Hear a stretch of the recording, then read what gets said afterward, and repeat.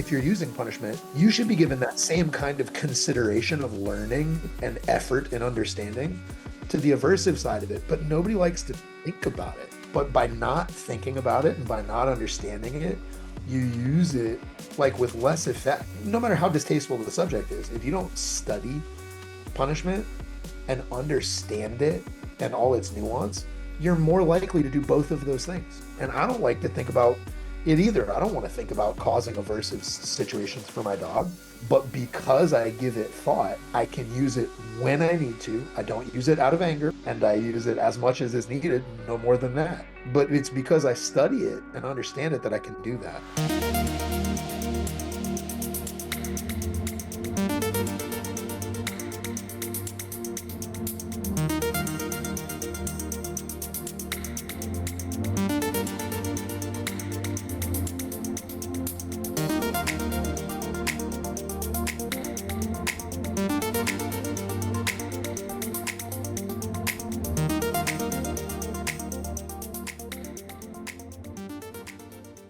Bam.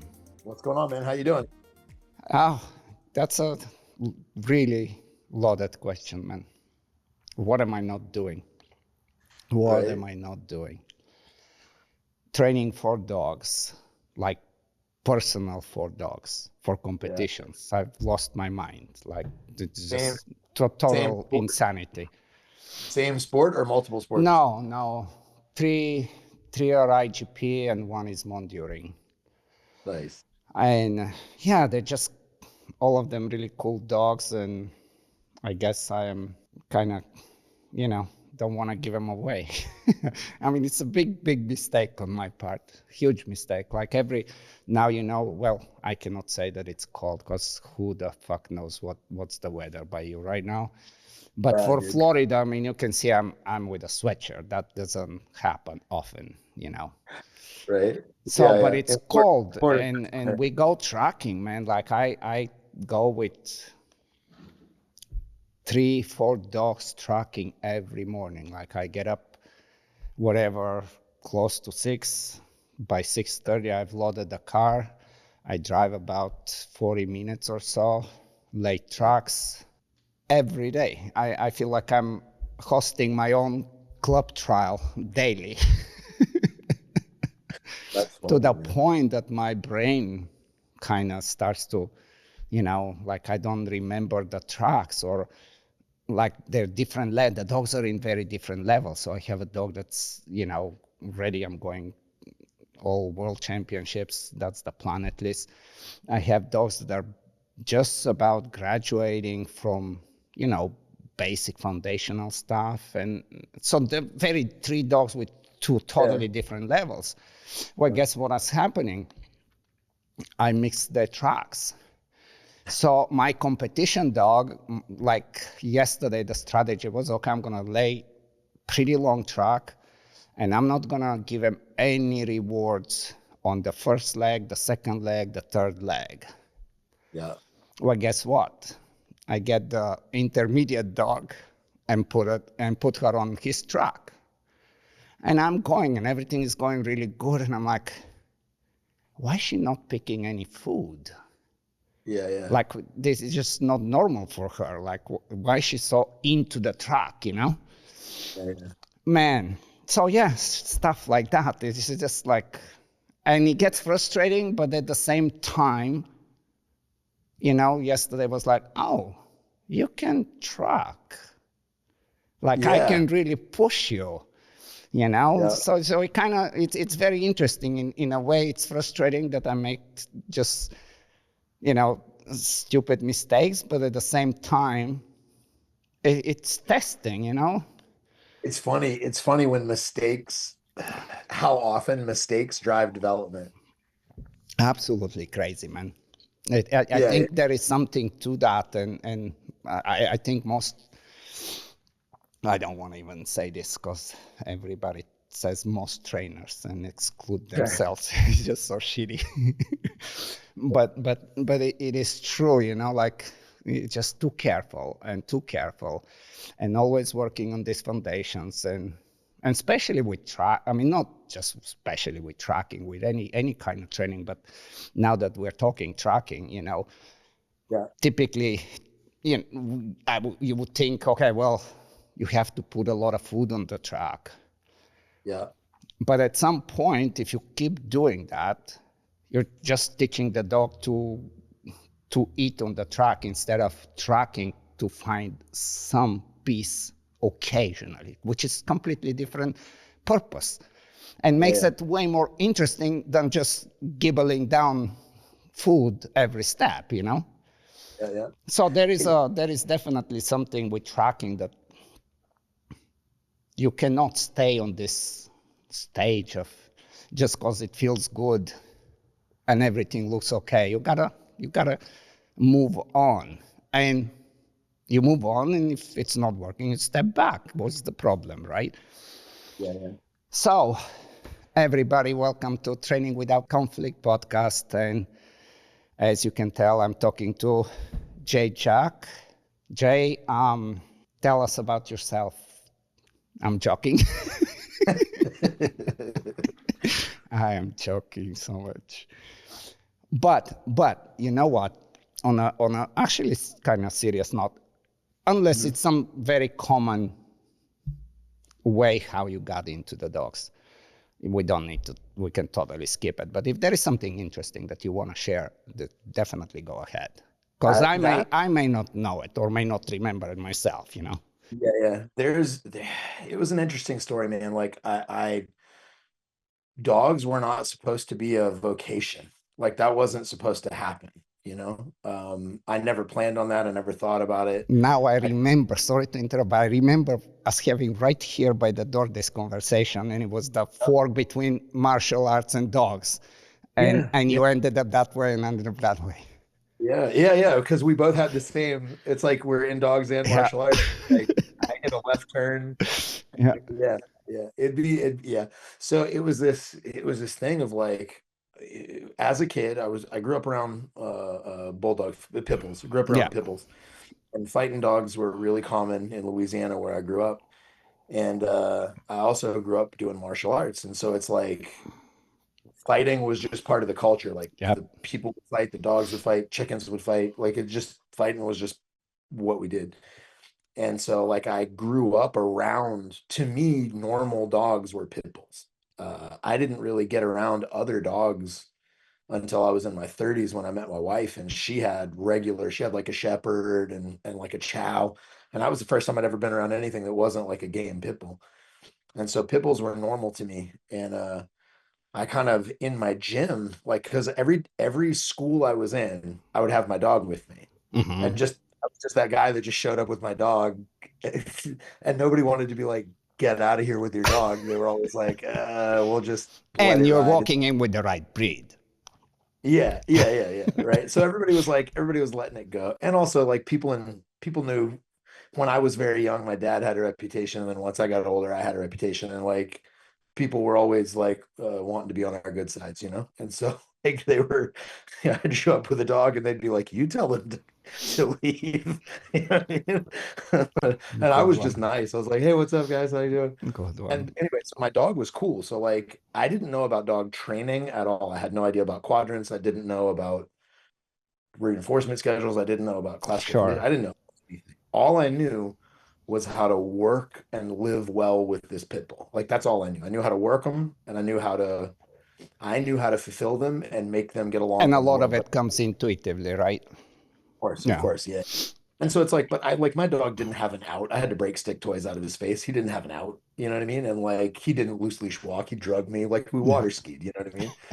And I was just like, but he could live well. He could be in the gym with 100 people fist fighting and not care. Like he was a good, they were good dogs that I had. Like I raised them well. And because of that, every gym I was in, there's like 100 people. Like, how'd you do that? Mm-hmm. You know, Mm-hmm. like, Yeah. oh, you know, Yeah. Yeah. just Yeah. you just got to work them, you know. And like, I'm not a dog trainer, and I would say that.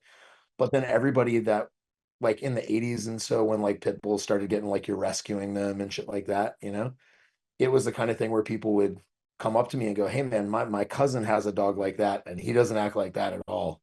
And I'm like, "Well, what does he do with him? Like, is he Does he play tug with him? Is he putting him on a spring pole? Like, what does he do with him? Does he work him? And they're like, no. And I'm like, you got to work him, you know? And they would show up and I would help. And you know what I mean? I was the Yeah. guy that knew pit bulls, and it wasn't a job, it wasn't a thing. But every town I ended up in, because of the gyms I was in, and I had a dog like a shadow with me, I was the guy that knew pit bulls. And then like shelters and rescues would come up and go, "Hey man, can you come talk to us about this dog?" And I was just it was, Hmm. but it was more like an advisor. I was never like a dog trainer, or never like making that was never like a profession. It was just like a side thing that was happening. Out of kind of good intention, curiosity, and yeah, Yeah. just yeah, I, the problem was most people didn't understand those dogs at all. Like they just had no idea about those dogs. They're trying to treat them like every other dog. And you're like, that's crazy. Like dogs are not just little interchangeable puppets. Do you know what I right. mean? Like Malinois and Bloodhounds and Pit Bulls are all very, very different dogs. You know what I mean? And if you don't understand what they are inside, it's very hard to help them navigate the world. And so I was just like more of just an educator about what the dog was and like how to try to live with it well. And then I got a dog. I had just retired from fighting. It was about 2009, maybe 2008, Yeah, maybe yeah, yeah, 2010s. yeah. And I had just retired from fighting, so I had a lot of bandwidth with nowhere to put it. You know what I mean?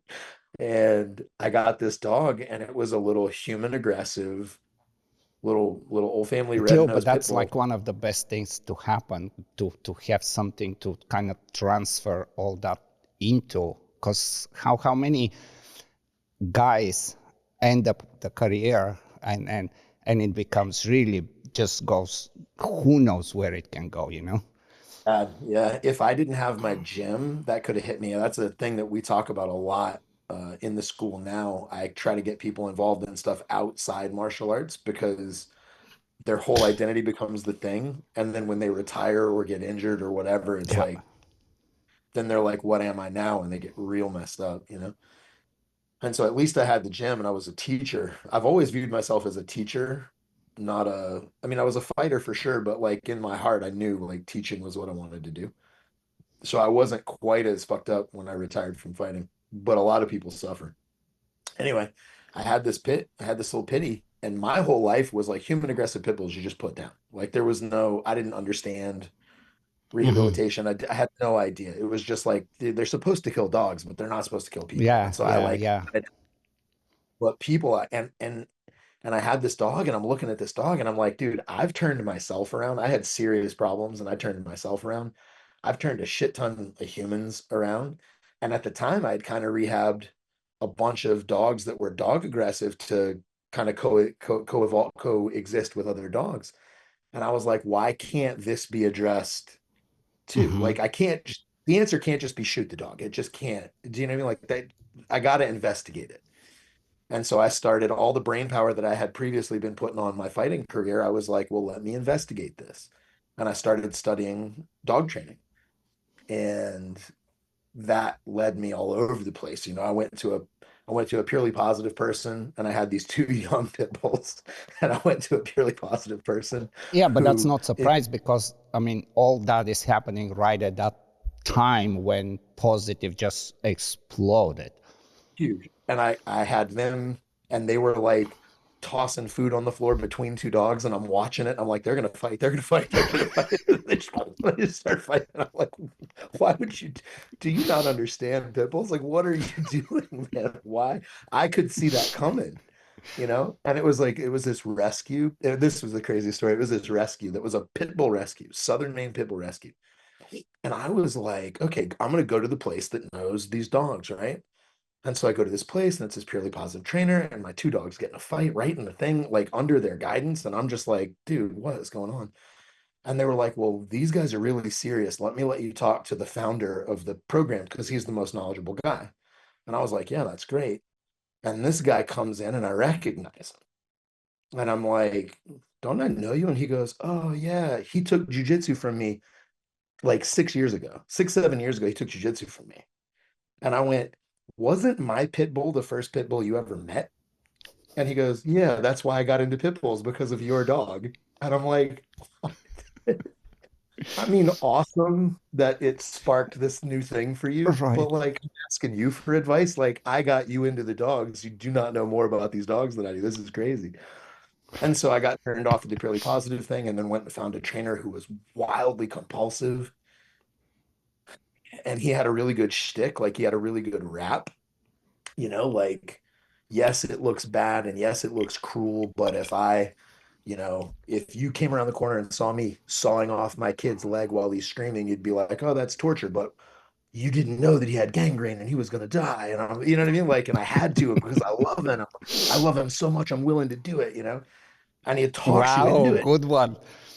Dude, listen, I'm not a coward. I'm not socially malleable at all.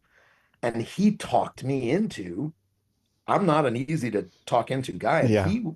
he talked me into stuff with my dog that I now am so ashamed I did it. I can't even breathe when I think about it. But he like could like the doctor said you have to amputate. And I'm like, fuck, okay, I guess this is what, and I don't want to kill her. So like, I guess this is what it is. And it just didn't sit right. And I lasted a couple months and then was just like, I can't, this can't be the answer either. And I don't know what the hell's going on, dude. And I talked to Tyler Muto, who introduced me to Chad Mackin, and I started talking to him. And Chad was this guy that was like, our work looks different. Like once rubber hits the road, we look different. When we actually put hands on dogs, we make different choices. Hmm. But in his philosophy, like the way he looks at dogs and like the lens that he sees them through, and like he was like, they're autonomous, fully rich, emotional creatures. You have to treat them with respect. Yes, we have to tell them no, but we also have to be kind. And I was like, there Yeah. you go. Somebody that makes sense. Holy shit, somebody's finally making sense. Okay, cool. So then I started training with him, and we started doing a podcast together where I was just like the sidekick. And then we would talk about pit bulls on that show, and then other people started asking me to come out to their place and not talk about dog training, but just Mm. talk about pit bulls, just like Pitbull 101, like tell me about these dogs. And so I started going around doing this workshop where I was just telling them about the history of the dogs and how they are and what they are and how to see them correctly, which then turned into people asking me for advice. Well, what do you do to train them? This is great that we understand them, but what do you do when the rubber hits the road? And then I had to, progress from there. Yeah. Interestingly enough, dude, I got to you through bulldogs. Oddly enough, I don't even know if you know this because my wife bought me a seminar for your place in like 2013 or 14, something like that.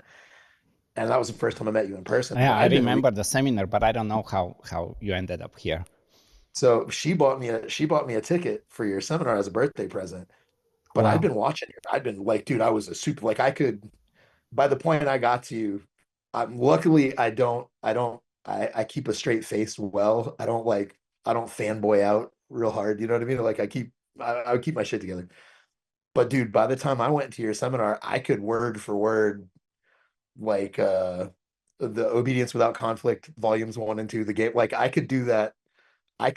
You're old from the Yeah, 90s. but I will tell you back the same thing like when I first met you, I remember because you stood out from the group and sometimes you have these people that come to you and you kind of question yourself, well, what more I can add to the knowledge that person has, like almost like, well, okay, it's going to be a good time, but can I really add something to it?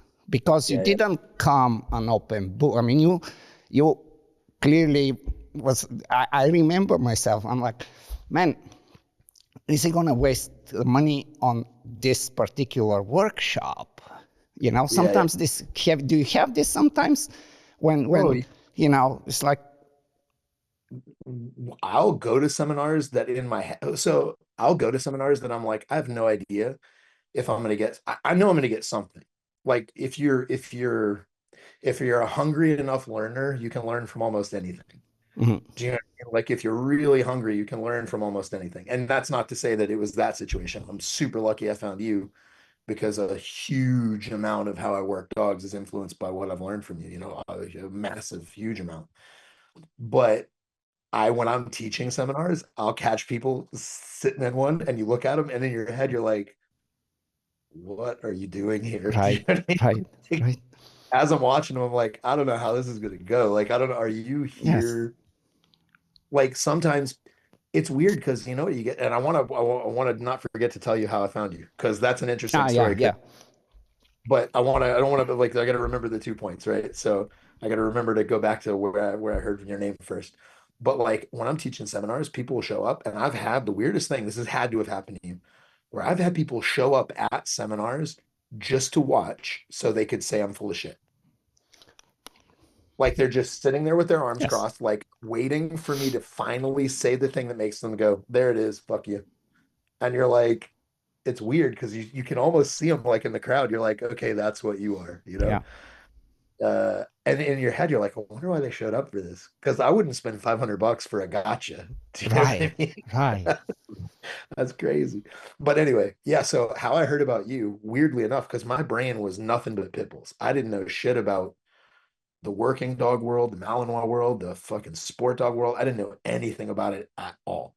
But there's this woman that's real famous in the pit bull world named Diane Jessup. Right? She wrote like the Working American Pit Bull Terrier. She's got a bunch of dog books. She's real well known in the pit bull world. Mhm. I read a bunch of her stuff because I've read every book about pit bulls that there is, right? And so I'm reading this Diane Jessup book. And when the internet first came out, like, you know, back in the day when it was like dial up and all that kind of Yeah, shit, you got dude. mail.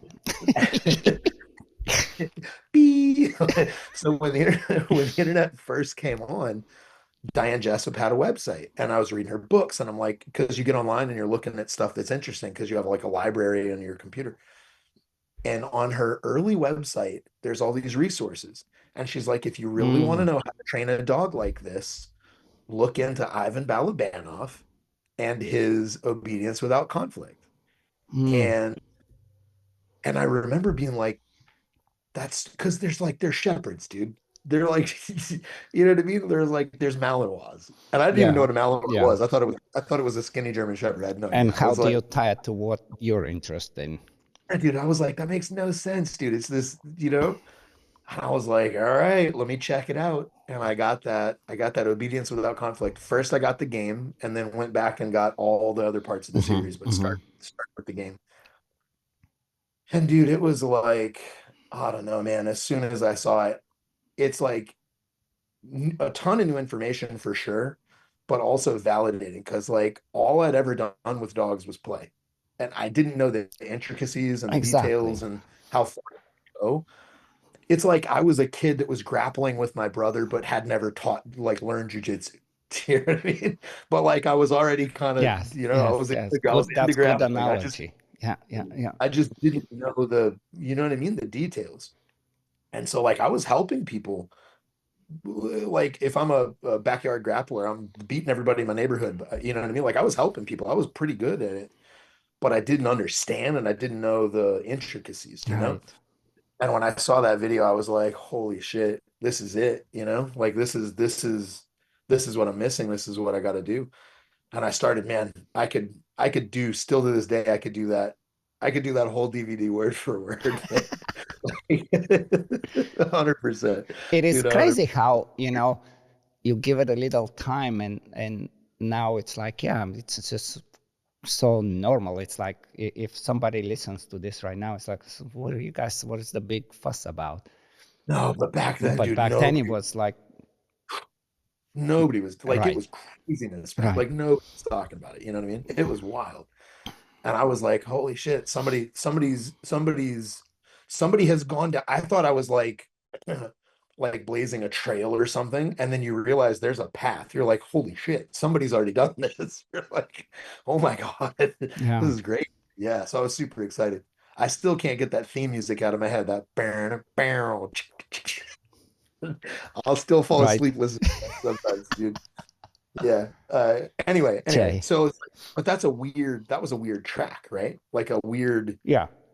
from Diane Jessup, who's a pit bull person, to tell me about the DVD, and I got the DVD, and then Mandy's heard me listen to that fucking DVD for years on end, and then was finally like, well, now you're starting to go to seminars and stuff. And in my head, you were like I don't know, you were like a level up. I didn't even think about going to a seminar. It's like for some reason that's like I don't Mm, it's like it's out of my league, or I don't, but like I don't belong yeah, there. yeah, Like yeah, yeah.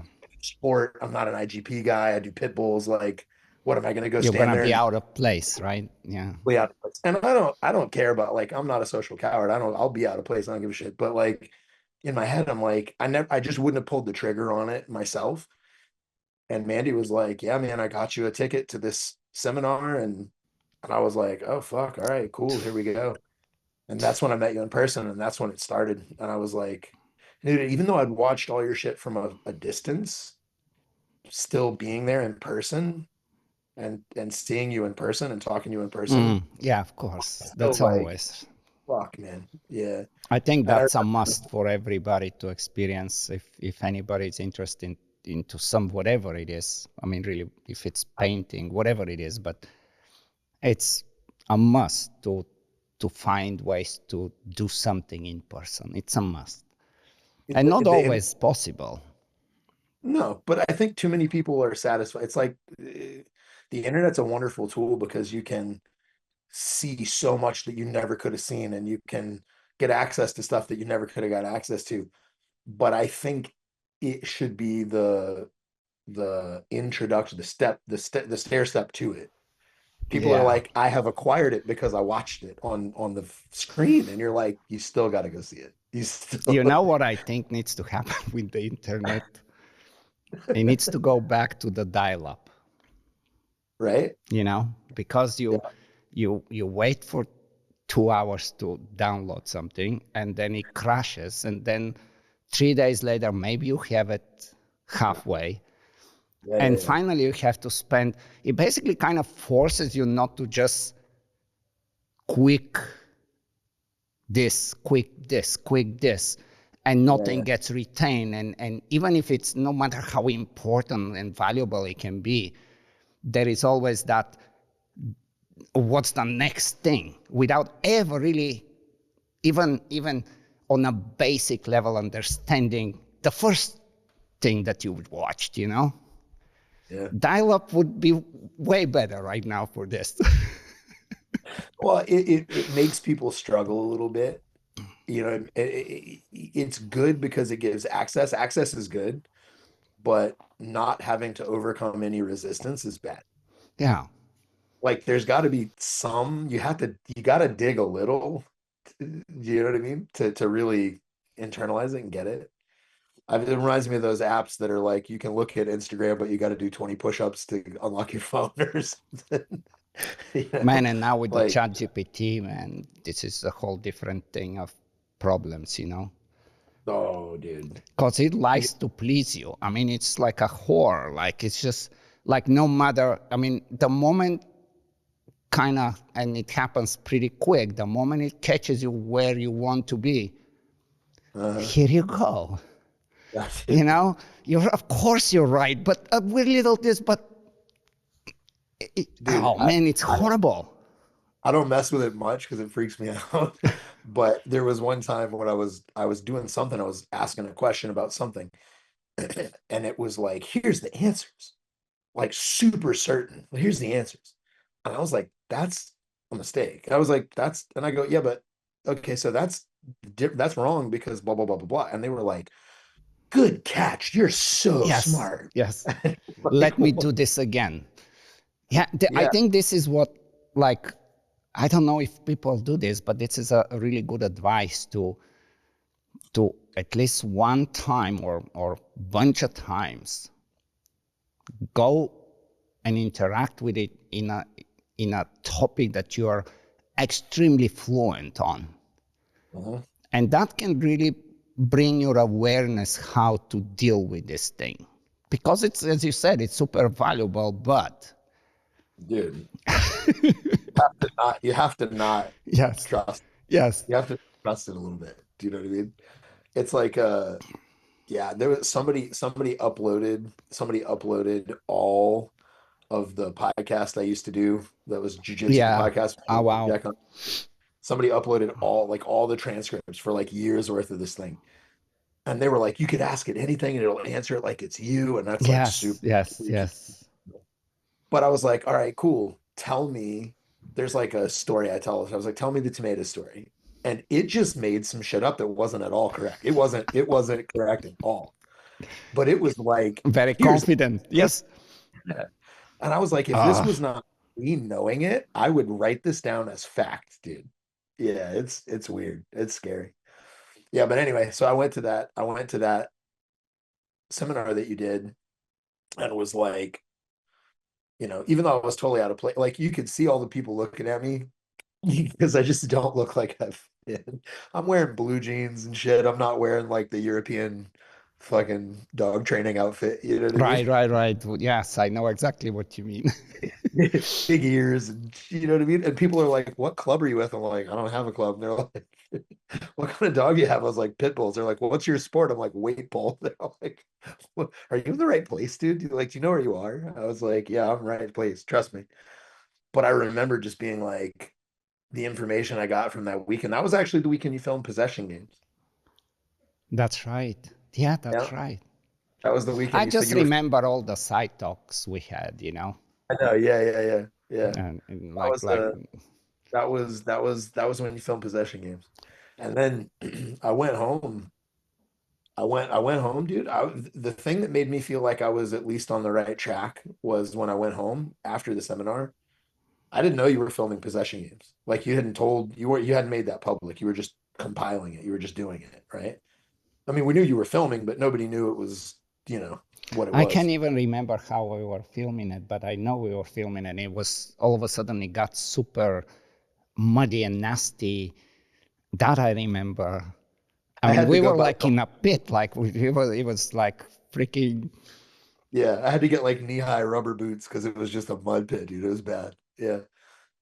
But I went home and I wrote an article, like I was doing a little blog and I wrote this article like what I learned from Ivan Balabanov. And I wrote this article about the stuff I learned. And I was just like it wasn't money, it wasn't a career, I wasn't trying to make views or anything. I was just like cataloging the journey of stuff that I was learning as I was learning it. And in some way, it kind of works for your own benefit too, because you're really I could process replaying it. Yes. I processed through writing a lot of I stuff. do the Yeah. same thing even with podcasts, man. You know, sometimes I not sometimes I should say pretty much any podcast that was worth it to me as a conversation, Uh-huh. I go back at it and I'm a listener all of a sudden, you know? I write so much stuff for the sake of learning. Like I process my thoughts. Like I'll just write, like just brain dump, write, Mm, and go back and be like, let me organize this. And I'll organize it in one way. And then I'll be like, oh, you know what? Another way you could organize this information. And I'll organize it a different way. It's like all the Lego pieces, you can take them apart and then put them back together and make something else. I'll like organize the same subject like six different ways just to see yeah. and all the, it's yeah, it's a little bit. I sorry to interrupt. Keep your thought because going back to ChatGPT is just insanely good at exactly that. However, when you don't do it yourself, you don't get your brain to do it, you Yes. totally just destroyed the process of how Yeah. you get the information and you understand it and you replay it. And instead of having AI do it for you and it's right there, and on one side it's like, okay, I have it. Yeah, but you didn't run it in your head. The ability to process through is going to be lost in later Right. years. Lost. It's bad. It's going to be lost, dude. Yeah. But anyway, I was like, I wrote this article out. And at the time, we had talked about martial arts. We talked about dogs a little bit, but we talked about martial arts and dogs. But at the time, in my head, I was like, I didn't have any idea if I was processing the information correctly. Like, did I actually learn? Because, people leave the seminar. This happens to me all the time. People leave the seminar and then they'll put up a video and be like, check out what I learned at the J Jack seminar. And they put, you're like, could you please take that down? Like, you're like, I don't know how you got what you just did. Or they'll say, I learned this from Jay, and they'll like spell something out. And I'm like, wow. I mean, I can see how you got where you got based on what you heard me say, but that's Right. not what I said. Do you know what I mean? Right. And Exactly. so you never know if you actually translated or digested the information well. You know what I mean? Because you never know. Yeah, of And course. I wrote this article and you contacted me. It was the first time you contacted me outside of the thing, and you were like, "Hey, that article was like that was on point. You understood the seminar well." And you were like, "I'm about to put out a video, possession games. I'm going to compile it and put it on video." And you were like, "Could you hold off on publishing that article until the video comes out?" And it's like, because I want to drop a bomb. And I was like, "Dude, absolutely." And I was so pumped. I was so pumped that you weren't like, "Wow, you misunderstood two-thirds of the material." I was so pumped that you weren't like, "Wow, dude, please Yeah. don't say," you know? And then I also feel like maybe because I did that, I feel like I proved a little bit of character as well at that moment to you. So you were like, I can, like, this kid. No, that was already done. Like I'm telling you, man, that by the time, not the workshop itself, but just the time on the side when, like, I literally, I'm just looking at the corner where we would sit Yeah. and talk to each other about dogs, and every once in a while some jujitsu shit's gonna pop up, but Yeah. talking about game and talking about, I mean, it was just beautiful time to actually have somebody for me to talk to, that when I said I don't need to like go into just this big sidestep of elaboration, and we can just really go back and forth. It was very, very cool for me. I really remember these times. That's awesome, man. You know? That makes me happy that I could be. It's awesome to be involved at all is awesome, but to be involved in that phase of it is really awesome. Yeah, You know what I that's mean? true. That's very true. I mean, Really awesome. how much we talked on the phone and texting eventually and stuff of all my, I mean, I ran most of my shit before the school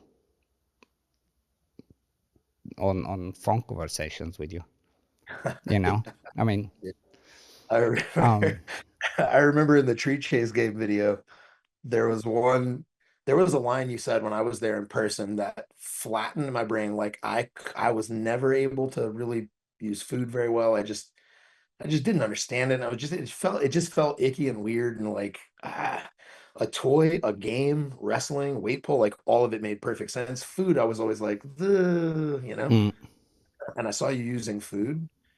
And at some point, you just you said the line, and it wasn't like on film or anything. You were just talking to me, and you were like, I treat it just like a toy. Like it's a game. I treat it just like a toy. And I remember as soon as you said that, I was like, fuck, now I know how to use it. Like now it makes sense to me now because I was like, oh, it's not something different. It is just it's a game still. It's not this transaction. It's still a game. It has a different objective and a yes, different feel yes, and stuff, but it's still just a game. And I yes, was like, oh shit. And now I feel like I can use food pretty well yes. without getting into weird transactional shit. And I remember when you did the treat chase game video, I remember I saw the rough cut of it, and I remember writing you and going, dude, you have to say that line. You have to. Like, you have to say that line because that line is what cracked my brain open and let me understand it. And I was like, there's got to be other people out there that without that line aren't going to understand it. So it was cool, man. That was a cool time period for sure. I was super pumped. Let's what I was interesting, because I mean, we've been talking back and forth, and one of the times was right before you were going to England. Hmm. How did that go? How you Was that your first time there, or you went there before? I've gone there twice Uh-huh. now. That was the time we were talking. That was the first Yeah. time I'd ever been there. Yeah. How what was the impression? So it's weird. I think the level of dog training, this is going to sound shitty to Americans. I don't mean for it to, but I think the level of dog training in America, of all the places I've been, all the countries I've been, is fairly low. That's a weird thing to say, and I'm not Wow, saying it to interesting. everybody. Like Australia, the average dog trainer in Australia is fucking good, like really good. And yeah, like Interesting. I've never been to Europe other than Scotland and England, so I've never been to like Belgium or any place like that. But from what I hear, the levels quite high in those places, right? But the UK, there were some standout individuals in the UK, but the level was kind of similar to America. I was Mm. expecting it to be like wildly different, but you know, because in my head I'm like, oh, Europe is going to be like European dog training, and my brain was like Germany and Belgium and places that are going to be like crazy high level.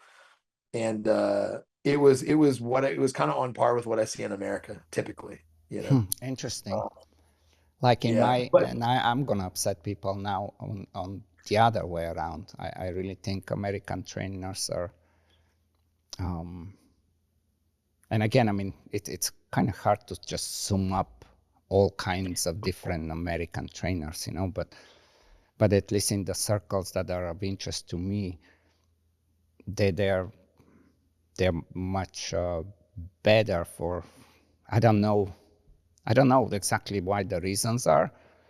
mhm. But yeah, it is very interesting. You just said something really interesting. You said in the circles that are of interest to you, and I Right. think that that's the key because I think when you go places, I think you attract people like for some because I'm still the pit bull guy, which means half of the dogs that come to me aren't working dogs that Hmm. I mean working blood, but they're not they're they're being raised and living like a fucking apartment dog. Do you know what I mean? And people show up and it's almost like I have to try to get them into the culture of working the dog and fulfilling the Yeah, dog and trying to do all that stuff, as opposed to every once in a while I get people, probably like a quarter of the time somebody shows up and they're already in the paradigm and they just want help. And you're like, oh shit, and they're skilled and good. But most of the time it's like I'm having to tell, like you saw that presentation, like with the layered stress model and stuff like that. That's stuff they've never even considered. They're just like, yeah, oh, lifestyle does affect behavior. Wow, I've never considered that. And you're like, fuck, you know? So that's what I mean. I don't mean low level as in there's training skill is low gotcha, level. gotcha. Almost like I'm How do having they to, look at pit bulls overall? Like not the actual people that come to you, but did you get a feel of what the public thinks of the breed in in Europe, England? In England, yeah. yeah, the everybody that I talked to, everybody that showed up at the seminar was pro pit bull Uh-huh. because obviously there for Yeah, me. But you could feel that there's like this defensiveness because everybody else they're is looked down to. like half the dogs had to be in muzzles because you have to have them in muzzles in public. Like, and just, you know what I mean? Like you could feel uh Frustration, I guess.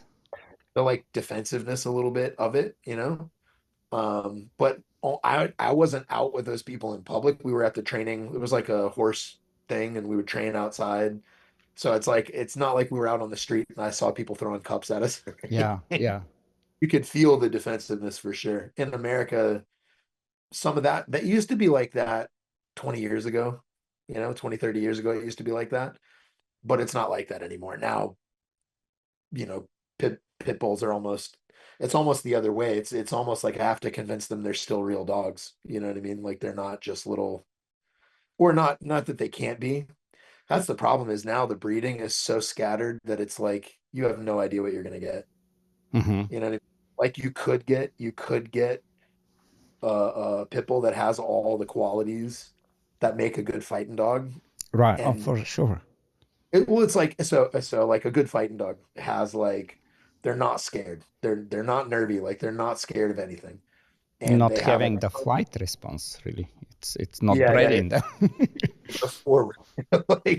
Like I'm scared of like I'm scared of spiders. So as a general rule, when people are like, I'm just like pit bulls, that person is a douchebag because that's just a douchey thing to say most of the time. And I don't want to sound like one of those guys, but I feel a kinship. You know what I mean? Yes. I feel like similar in that way because I remember like I'm petrified of spiders. But one time at this party, somebody brings out like a tarantula and they're showing it to everybody. And my memory was that the guy was walking up to me with it, like trying to show it to me.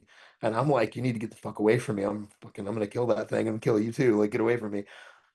But what actually happened was I was going towards him saying, "You need to get the fuck away from me." And he's like, "I'm trying." I'm like chasing him. You get away from me with that thing. That's a good But one. it's because I'm scared shitless of spiders, dude. But like that's my fear is go forward. Like Yeah, you go, you don't run away. yeah, Like you go forward. You go forward. And so a good pit bull, a good pit dog isn't scared. They go forward into fear. Like they don't run away. They really enjoy conflict, like in the sense of not dominance bullshit, but like they like to have a scrap of some sort. They want to have opposition. They want to have a you say left, I say right, and we see who wins. Do you know what I mean? Like they want to they love that feeling. They have super high pain tolerance and they're wildly socially connected to people. If you get that dog, you got a great pit dog. You also have a really cool family dog. It's, you know what I mean? Like if you work them and you play tug and you give them a place to put the conflict, they're great, dude. right. A kid can step on their foot and they're not going to get bit because they hurt them because they don't give a shit. A kid can drop a pan and they're not going to bite the kid because they got scared of the pan getting dropped. Like they're super stable, awesome dogs. But that's when you breed them to have all the qualities. Like now, shit's just getting bred scatter style, and you get a dog that has this super high conflict drive, but he's super scared and not connected to people. And you're like, now we have a Hmm. serious problem. Hmm. This is he got three of the four in a very bad combination, you know? And then you get the one that like no drive for conflict, super socially connected, but also super easy to train because he doesn't move forward when he gets like you get the little couch potato wearing pajamas. That's a real dog Yeah, that yeah, exists, yeah, with the pink sweatshirt. Yeah, yeah, for sure, for sure.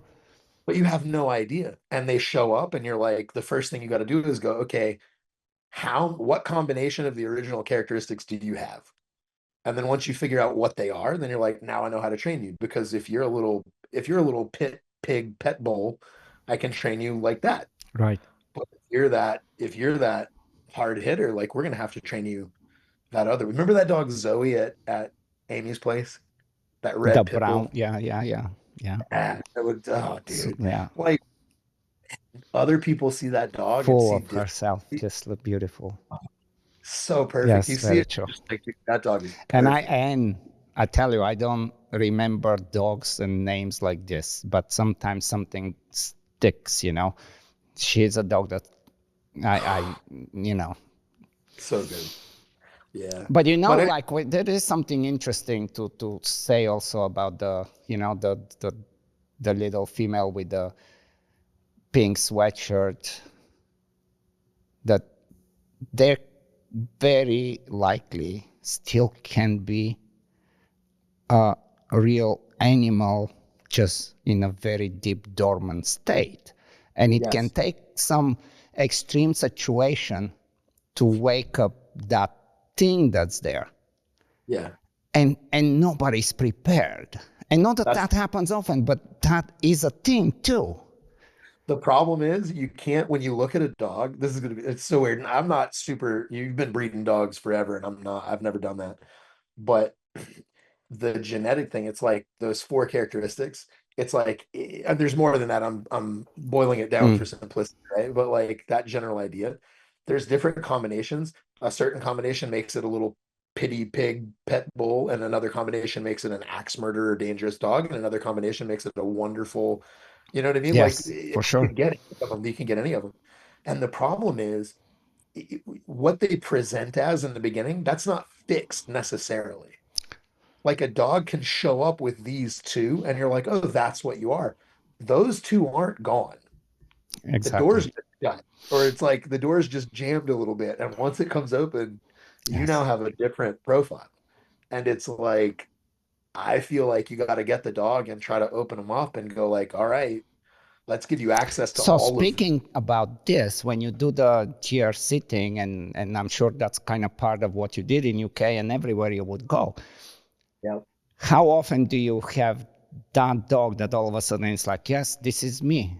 I didn't all, know. This is me. Thank you, everybody. all the time, all the time. It's the Yeah, most beautiful thing.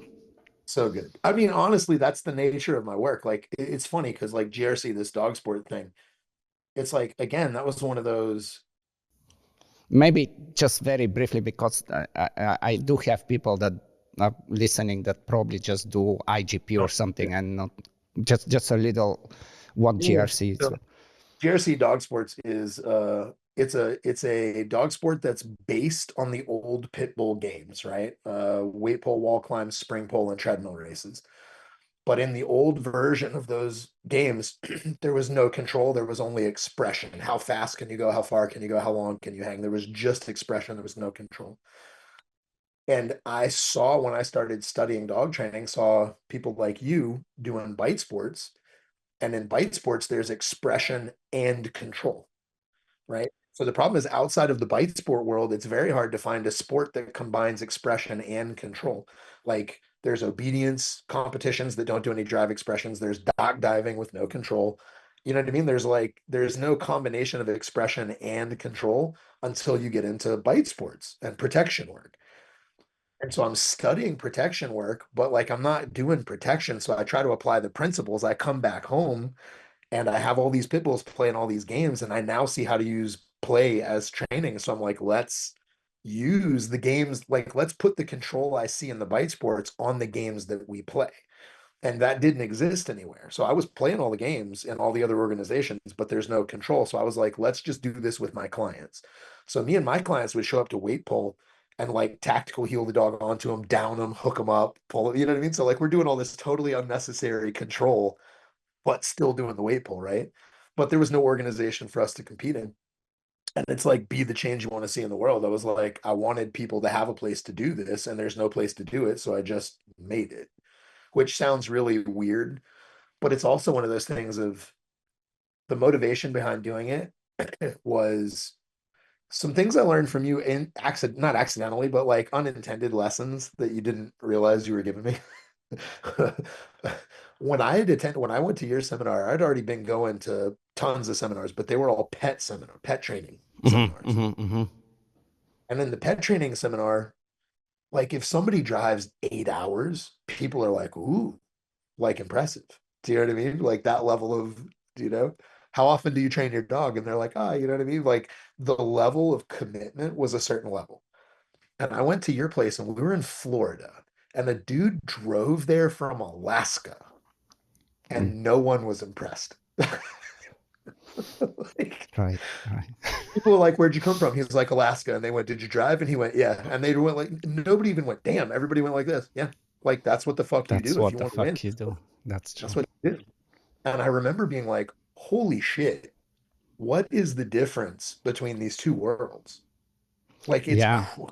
You know, crazy. like I teach this. This is a very interesting topic, and I cover it in like a big length in when like in my school. You know, uh, uh, exactly what you're talking about, and it's this thing of. I mean, it goes all the way back even to Thorndike and his laws and whatever. That's how ancient this stuff is. But basically, it's this thing about how incomplete action creates motivation. Yeah. Completion discharges drive, and interruption kind of concentrates it. And that's what, like, as you're talking, that's exactly what that is. It's like, I mean, that's what an out is.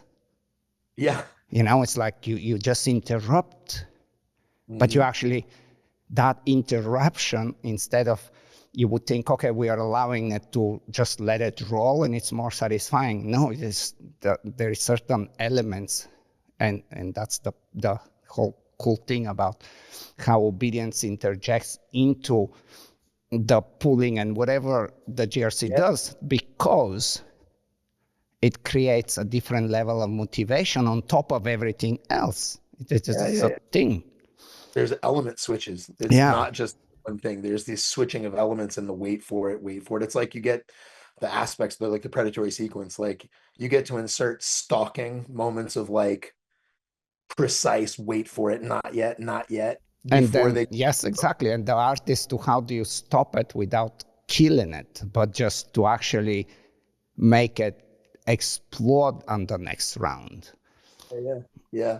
So it's like one of the ways that this is interesting. One of the ways I explain it to people, especially when I'm teaching pet dog clients, is I say to them, and this is oversimplified, of course, but I explain to them like we know like negative reinforcement creates a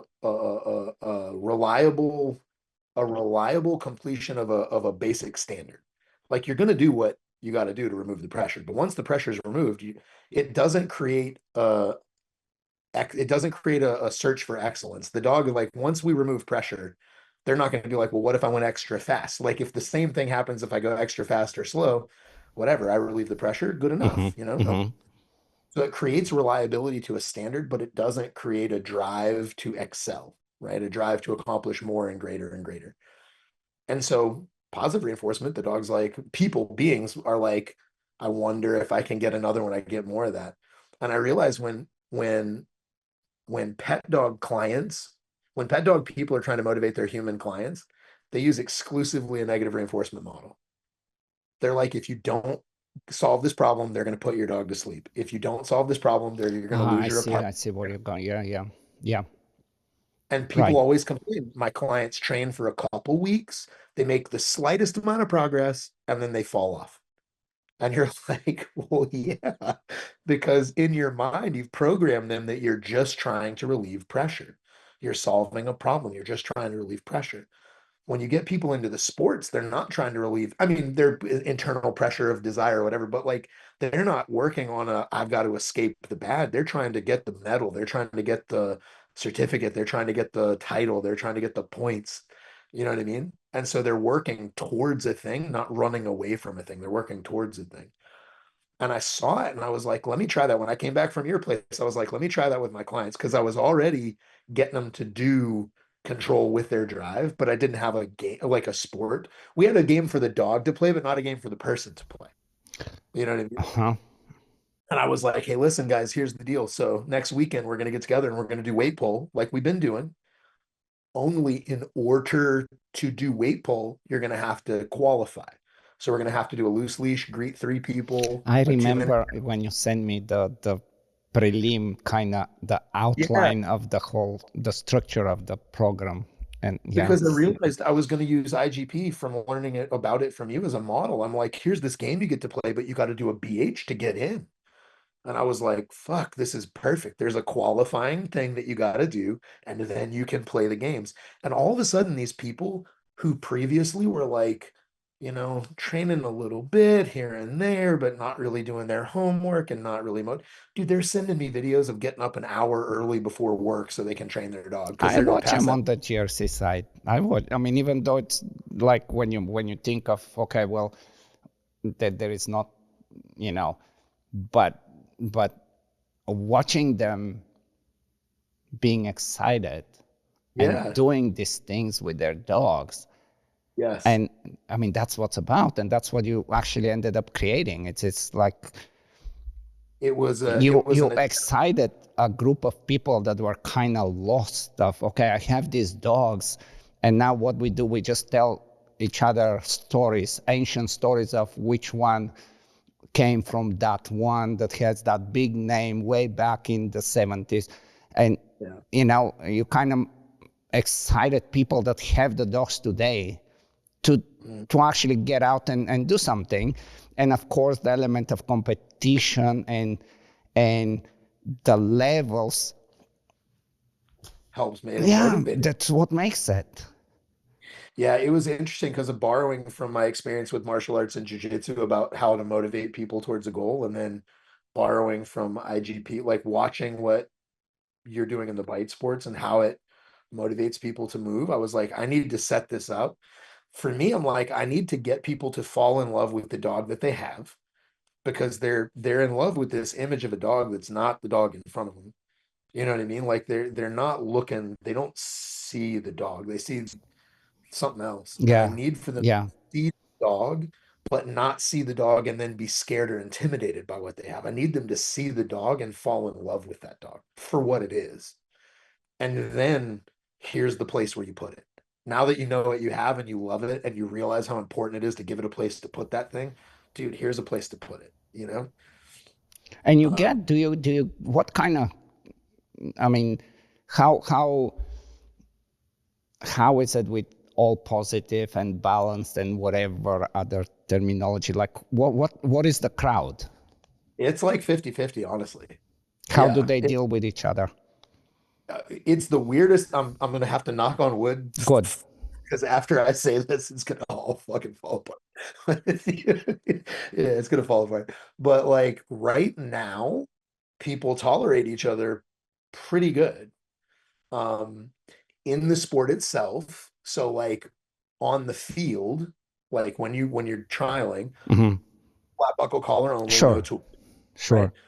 That's not a stand on tool usage at all. And I think people don't realize, I think the people in the purely positive world that aren't associated with drive sports, that aren't associated with protection sports, when they see me saying like no tools on in a trial, flat buckle collar only, and they're like, oh, this guy must be like, I think they kind of think the sport is like anti-tool. Yes, I yes, don't think they yes, realize that in PSA you're naked in fucking do you know what I mean? Like yes, I don't think they realize that people aren't walking onto the field in competitions with e-collars and prong collars. Like you can't wear a training collar in any fucking sport. yes.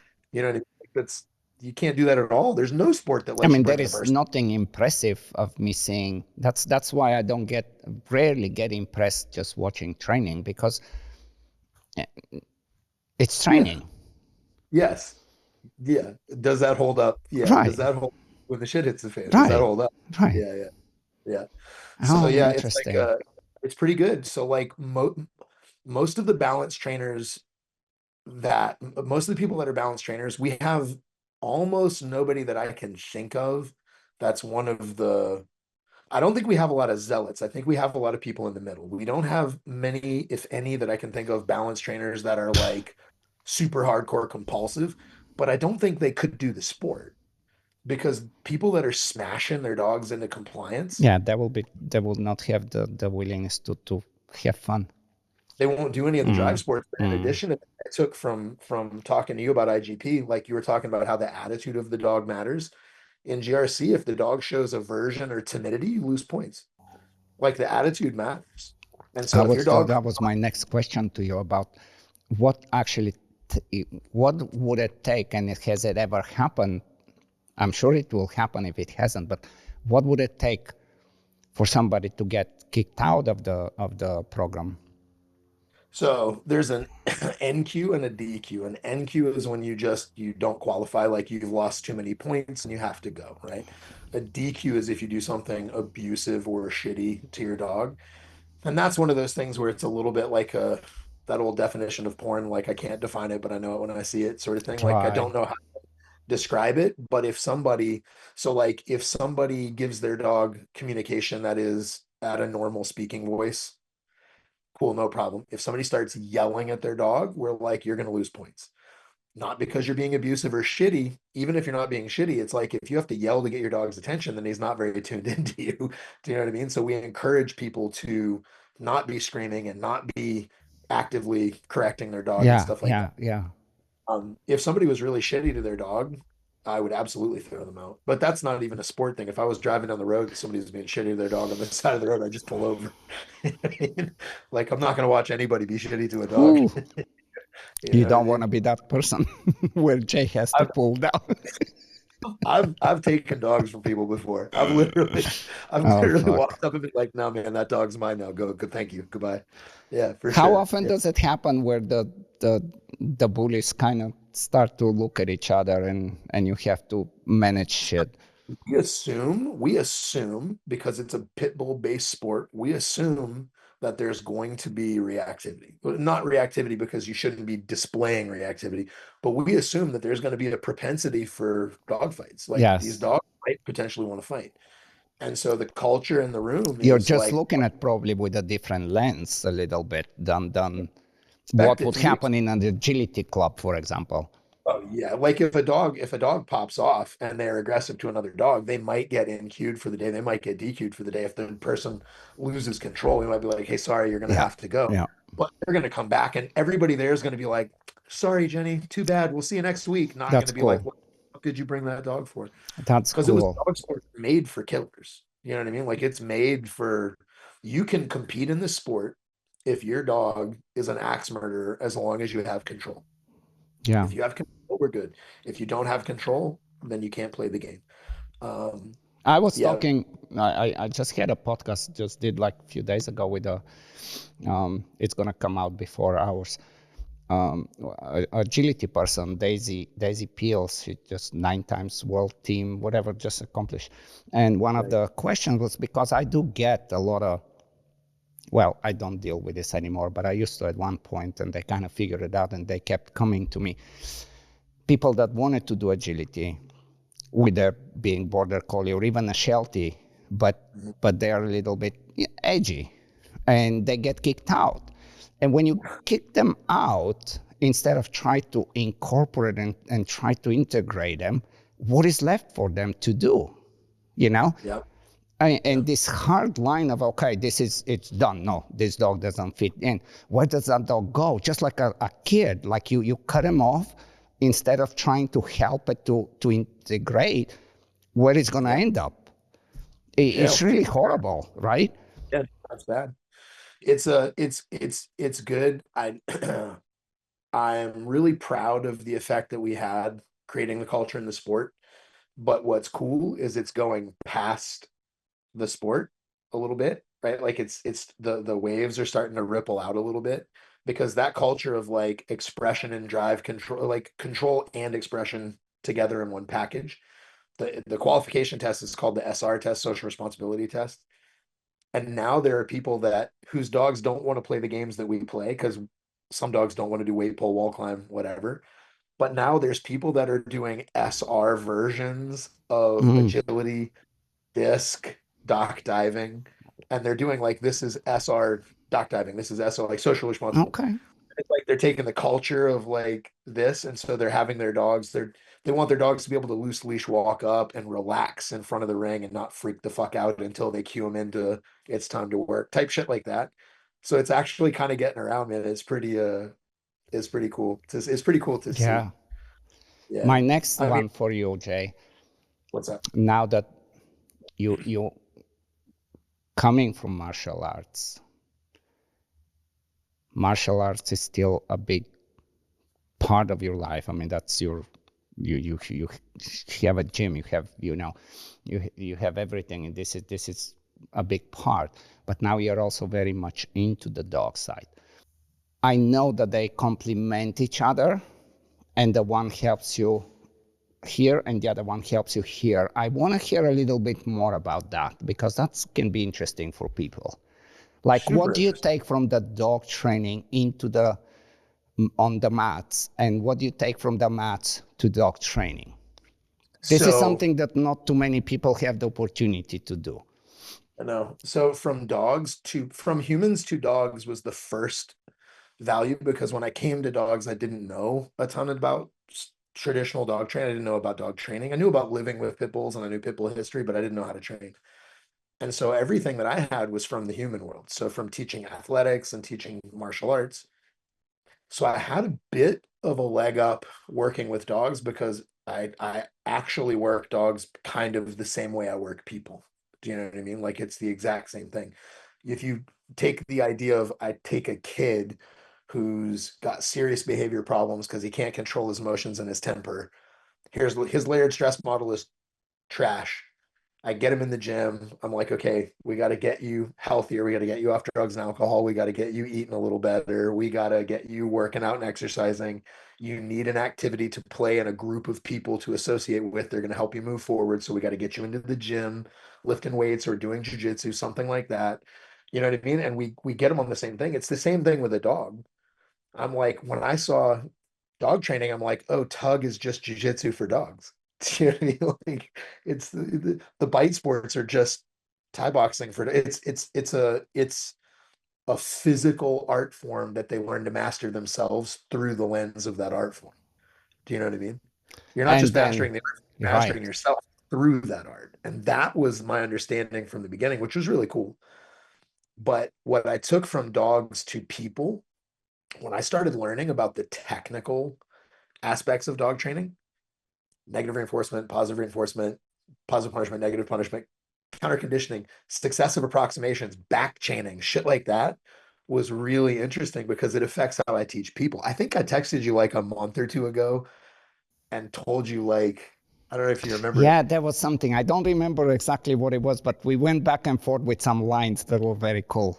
So there's this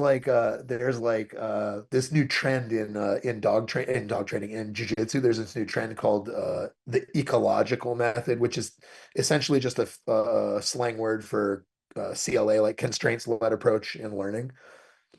And I was like looking into this jiu-jitsu thing. I mean, and I'm looking into the constraints-led approach as it applies to human athletics. Hmm. Like this is just shaping. Yes, Like, yes, like the shaping. Like that's what it is. It's a constraints letter for like you're letting the dog discover a thing rather than like showing them a thing. And then it hit me the way that a lot of people teach martial arts is like luring, like you're luring the dog into it. You're giving them the yes, answer. yes, yes. LA is just shaping. And I was like, oh shit. Like I had never looked at the framework like that. And then like honestly, there's this thing in my gym now when I'm talking about drilling because people have a really hard time drilling effectively because they slip into now the language I use is the language of the game. Now I'm like, is it a competitive game or a non-competitive Mm, game? mm. And I mean, like, is it competitive or non-competitive? And I had never thought of it like that because the point of certain forms of drilling is to be non-competitive. We need it to be hard and useful, but it's not competitive. If I'm giving resistance, I'm giving the resistance that lets you do it well, not trying to make you not do it. But when we're drilling in certain ways, I'm not letting you armbar me. I'm trying to stop you. This is Right, competitive. You're not right, gonna let right. but I like it. having that language of hey guys, you're slipping into competition, this is supportive, this is not competitive, because the words I use are supportive and competitive, not like instead of competitive non-competitive. I try to say supportive because it puts people in a better mind frame of like not I'm supporting this thing, I'm not competing with this thing. Yeah, But now I use that language in the gym. I'm like, listen, you guys are slipping out of supportive and into competitive, and they're like, oh yeah, sorry, you know what I mean? that's so cool. But I never I would have mean, had that totally makes sense. Like, and everybody understands it immediately, probably when the moment you say it, right? It's like, oh yeah, yeah. perfect. It's perfect. What You know? about the? I would think that also, you know, like something that you can take from martial arts into dogs would be kind of the reset. Like you have a drill and then you reset, and you have a drill and then you reset, and once in a while you see that something is not going well, and you're like, oh, let's go to what you can do. Let's show me the armbar. Let's forget about the triangle choke, right? Yes. Do kind of in dog training, people get very. It's like, okay, no, we hit the wall. Let's stay here now, and nothing good comes out of it Yeah, ever. they get stuck. They get stuck. That same thing happens in martial arts. People will be practicing this punch in a certain way or whatever. And they're not really trying to hit anybody, and the person's not really defending. They're just kind of getting the mechanics down. And then 3 months later, you'll be like, all right, like, let me see you drill that move, that pattern, that whatever. And they're kind of like a kid tonight.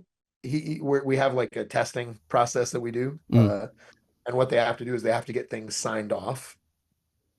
So like before they take a test, this is just my thing. Yeah, I'm This curious. is not common to jujitsu. This is not the way most people do it. It's the way I do it, right? You to get your stripes, you got to take a test. Well, the test is in front of people and it's nerve-wracking as shit, right? And for the longest time, when people would fail the test, because I definitely fail people, when people would fail the test, it would be hard for me to know was that a lack of knowledge or was that performance anxiety? Because if it's performance anxiety, me teaching you the technique again is not going to Right, help you. right. So And if different. it's a lack of knowledge, me talking about positive mental attitude and breathing out your nerves, like that's not going to fucking help. You don't know how to do it. And so what we do now is before you're eligible to take your test, you got to get everything signed off. So they'll come up to a coach and be like, Coach, can I sign off my arm bar? And you're like, yeah, let me see it. And they do it. And I go, that's solid. And I sign it. Or I go, hey, man, it's still messed up. And here's what was fucked up and blah, blah, blah, blah, blah. And they'll try again tomorrow or the next day or whatever. But if everybody signs their shit off, then when they step in front of the room and I'm like, all right, show me the arm bar, if they do it wrong, it's not that they don't know it. I know you know it, which means this is performance Yes, anxieties. Now I yes. know which thing to correct. instead of just going down the track of me teaching it to you again. I fucking what if, so you know what I mean? You fucking know it. I know you Nice, know nice, it. nice, nice. You know what I mean? And so to try to distinguish which part of the process is it, it's like people will say like, I got this from Chad, but he says if a dog, people in this case, if a being doesn't do what you want it to do, it either doesn't know, or it knows but it's not motivated, or it knows and it's motivated and it can't. So which Huh? one is it? You Yeah, know what I mean? because it's critical actually. It's incredibly critical. What where do you go? Yeah.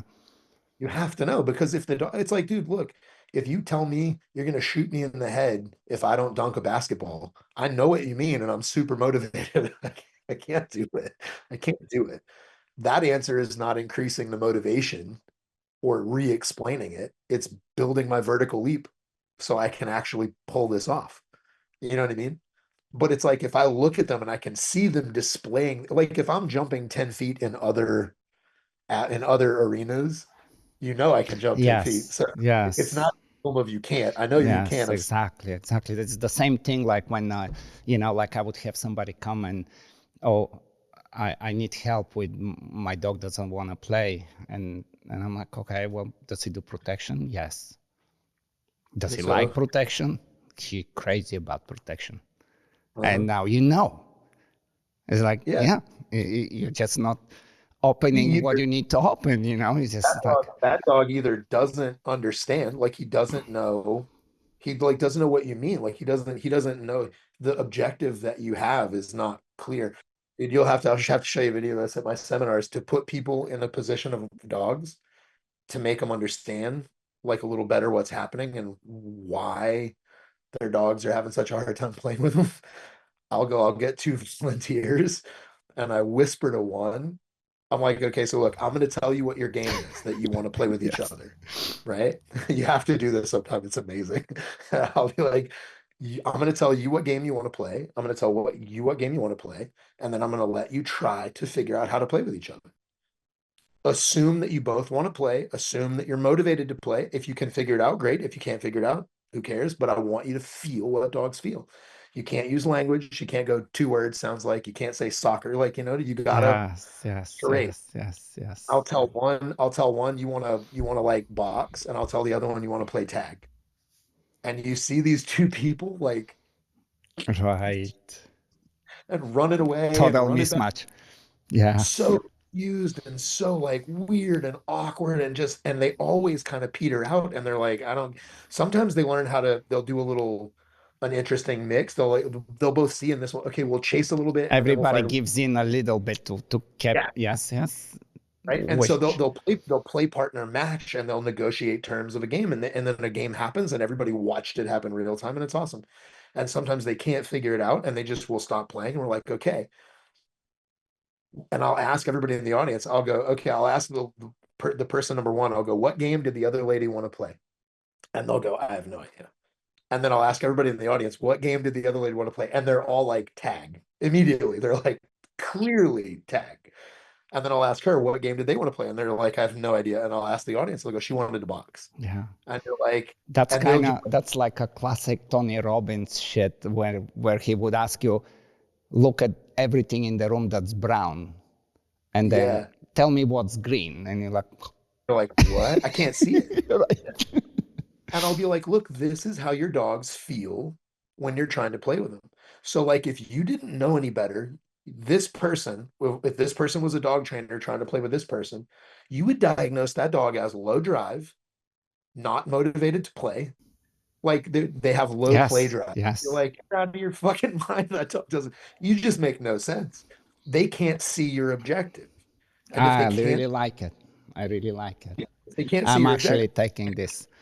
Hopefully, not too many people listen to this one, but I'm right? gonna. I'm definitely doing this one. Oh, definitely It's doing this one. good. Especially like in a, like I know during, you know, like graduation time when students come, we have a night that we just go crazy with so many cool games. This is becoming definitely a game.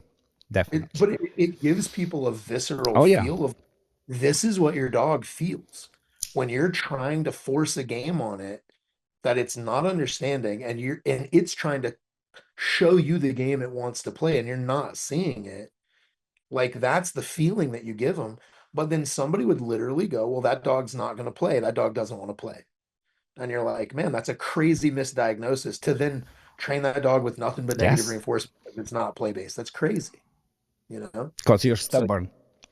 yeah, you're What stuck. was the one Larry says that I always totally like with the toy, like jerking it off or something? Like, what was actually he was saying? Remember, like there's a line he says about people playing tug of war and Oh, the porn.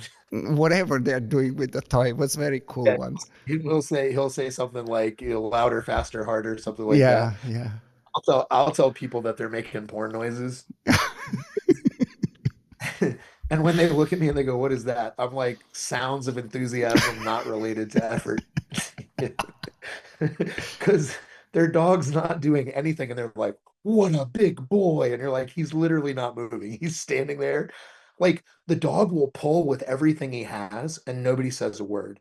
And then he's standing there, and they go, "Ooh, good boy." And you're like, "What are you? Yes, What are you classics. doing?" These are He classics. hasn't, he's not moving, dude. He's not moving. Or they'll do shit like while they're tugging. This is the line my wife hates. She hates this line. I'll say dog trainers play tug like frat boys fuck. Yeah. They're not connecting. They're not connecting with the other being and meeting their needs. They're just doing shit to them that they saw in a movie. Do you know what I mean? And You it's know what true. is another good one with kind of martial arts and dog training is and actually it's not even just that.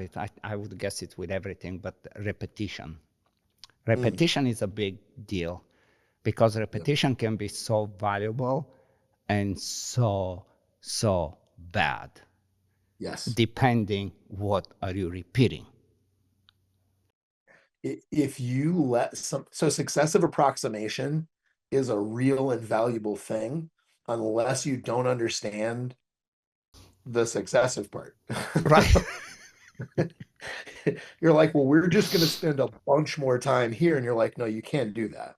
Because if you, there's value in going like, this is nowhere near correct, but it's on the path and it'll get us there if we do a few here. But then we got to tighten it up. We got to successively get closer and closer and closer. But people are like, oh, well, if successive approximation is okay, then let's just spend more time at each plateau. And you're like, you can't. You Yes. can't do that. You're like, you can't do that at all because they're going to get locked in. I think that's Repetition is one of the big problems with learning, just overall with learning, Like to me, the more lately I kind of think I pick a topic for my head and I kind of start breaking it down for myself. And repetition is very, very interesting one because, again, like assuming that you have somebody to tell you what to repeat and what yeah, not to repeat, you're on a good path. yeah, Also, the big problem with repetition, just like what we were when we started talking about tracking, the yeah, big problem with repetition is if there is a place that you want to get to and you just start repeating that one moment in the progression that you feel very good at and you don't have the courage or you don't have the knowledge either or it's not good, but you're just stuck in there repeating this one moment that has yeah. pretty much almost nothing to do with where you want to get to. Mhm. and and that almost doubles the effort later on to try to break from that loop that you created from repetition to move on. Sometimes it's hard to break from that loop because in their mind they've already solidified the lesson. They're like, this is all there is. I look beautiful, everything is cool here. Well, sometimes Oh, just it's like like a completion, you mean? you're stuck. You're like, okay, this is what it is. And then when you Yeah. try to go, there's more, their brain's like, what are you talking about? There's more. Like there's a certain place where if you go, there's more, people go, what? There's more? But if you go too far and you go, there's more, they go, fuck, there's more. You And missed yeah, the window. and that's the Yeah. interesting thing exactly. This is another interesting thing that a good teacher always would master. You have to master it if you want to be a good teacher.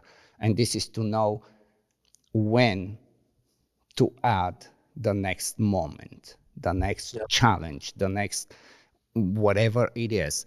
Because if it's too soon, it's not going to work. If it's too late, it's equally not going to work. Yep. And there is this moment when the dog or the kid in the gym is like, okay, what's next? And if you cannot pay, if you as a teacher are not paying attention, because the kid's not going to ask you and the dog's not going to ask you what's next, but they will clearly have this question mark. Okay, I got it. What's next? Yeah. Yeah. This Yeah. is the Yeah. this is the moment where it's the most valuable when you present the next, right? Yeah. I think also recovering from a missed moment without, so like you ask a being for, you're like, I think this is the moment you're ready for more. And so you give a little more. And then you realize after you did it, you're like, fuck, I overestimated, you weren't quite ready yet. To be able to The regress reset. without killing them. Yes. Because if you do that and they're like, I Yes. blew it, and you're like, fuck, and we have to, they know Like you you're, have to do it like how ChatGPT does it to us now. That's, you know, that was amazing. Let's try again. yes. Yeah. You Fuck you yeah. have a point. Dude, you know how many times, this is gonna sound so bad. You know how many times I'll go like, nice, so close. And if I'm, dude, if I say that and you know me, you know you blew it. But I'm not gonna go like to a new person, like a tough guy that is deep in the training and can handle pressure. Of course, I'll be like, what the Yeah, fuck is dude. that? Yes. I'll push him. But that's because that guy in his phase with his personality in our relationship, he can handle it and he needs me to say it like that. But to newer people that are learning how to struggle, they'll do something so wrong. And I'll go, that was close. That was close. Now let's look at this. Let's go back. Let's start over. Let's do it like this. And they're like, oh, that was close. That wasn't close at all, dude. That Right, was right. so Because those bad. are the moments that are so easy to just walk out and say, I'm not Can't good do it. at this, right? Like I can't. This is the problem is, especially for weak people and dogs, this is the same thing. All of these to me, dogs and people, it's all this. The only difference is language and conception of time. You know what I mean? Like the emotions are the same. Like, dude, it's all the same outside of language and like our cognitive ability. Like, it's all the same. I mean, we Motivational. have the abstract thinking and we can say, well, if you don't clean your room, that's what happens. To where with the dog, you actually have to have the consequences so that that gets processed in Yes. a different way. But otherwise, it's You can't identical. look at a kid. You can say the stove is hot. Yeah, But without language, if you were absent language, the kid would have to touch a stove. Like there's nothing you can't explain. yeah, Stoves are, yeah. they have to touch a That's stove. kind of what sometimes really pisses me off with the Force 3 people when it's like, would you do this to a kid? It's like, Yes, Jesus fucking Christ. Like, just, bro, that's the hard part is there's not a single thing, there's not a single thing that I do to a dog that I wouldn't do to a kid. Given the mm, idea, given the like if I had a kid, if I was charged with raising a kid who for some reason could not process language at all, like could not process language, and there's just nothing I can do about it. Like people then go sign language, and you're like, yeah, but dogs can't learn fucking sign language. Like right. if we could only communicate through associative learning and not language, and I don't want my kid to be burned by the stove. I gotta give the kid a reason not to touch the stove. Yes, Now that doesn't mean I'm gonna soccer kick him or fucking, yes. you know what I mean? And Like, but this I is gotta, when it's so dangerous to just do some cool differential reinforcement and deflect them. But even though you're deflecting them, they still never know that it's a bad idea. yeah. I'm good at analogies and shit, right? To help teach people, right? So what I say is like, there's three ways to change behavior, basically, right? Like there's change how they feel, give them something else to do, tell them not to do that, right? It's super simple. each of those are its own super nuanced, complicated art form. This is the totality of punishment. This is the totality of differential reinforcement. This is all of classical conditioning. Like, I'm not saying it's easy, but it's like the concept when I'm talking to clients. Mm. I'm like, look, this is what I want you to think of when we're trying to decide which way we're going to go with the dog. Are we going to counter condition? Are we going to differentially reinforce? Are we going to punish? What do we want to do? If you imagine like a website and you hover over a tab and it gives you the top 5 searched things, like the drop down menu, you hover your mouse over it and it gives you the top 5. If you click on it, there's 100. Mhm. But when you hover over it, it just gives you the top 5, right? Okay, right now, when your dog gets angry, the top 5 are all bad.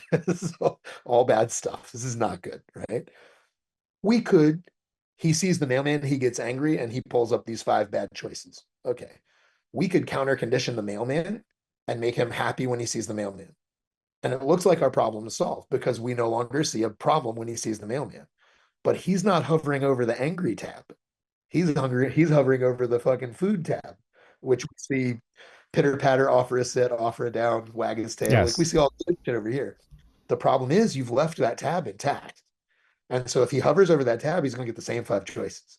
So we've solved our picture. He's not mad when he sees a mailman anymore, but we've left all the bad choices in there intact, right? And that's a problem, big or time. can be, right? Can be a problem. And then I'm like, okay, look, when we do differential reinforcement, we're replacing it. So look, if you search one thing one time, it's going to be at the bottom of the list and it's not going to be in the top 5 searches. You're going to have to scroll down to find it, and that shit's not going to happen. If you reinforce the fuck out of it over a long period of time, you might get it in the top 5, but it's going to be one of 4 other bad choices. So if you want to use a differential reinforcement protocol, you can install 10 new behaviors that are so hardcore they take over the top 5. And so when you hover over it, the first 5 you see is this.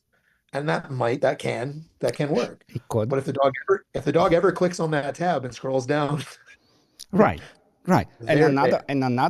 another one is that it's really not talked much about, and it should. When you're reinforcing, let's say the dog is self-reinforcing and it's having the, the best time of its life doing something really stupid and dangerous, maybe. And we deflect them, and now we start reinforcing here. And he stops doing it, stops Yeah. doing the bad thing, right? Now we think that that's gone. That's never gone. Oh, That's the moment there is no reinforcement here. yeah. What do you think the dog's going to do? He Yeah. knows where to get the reinforcement. And there is a path to deal with this. There is actual systems to deal with this, but your average dog trainer really believes that, oh, he just will forget about this, and eventually that's all there is. Yeah. Oh, No.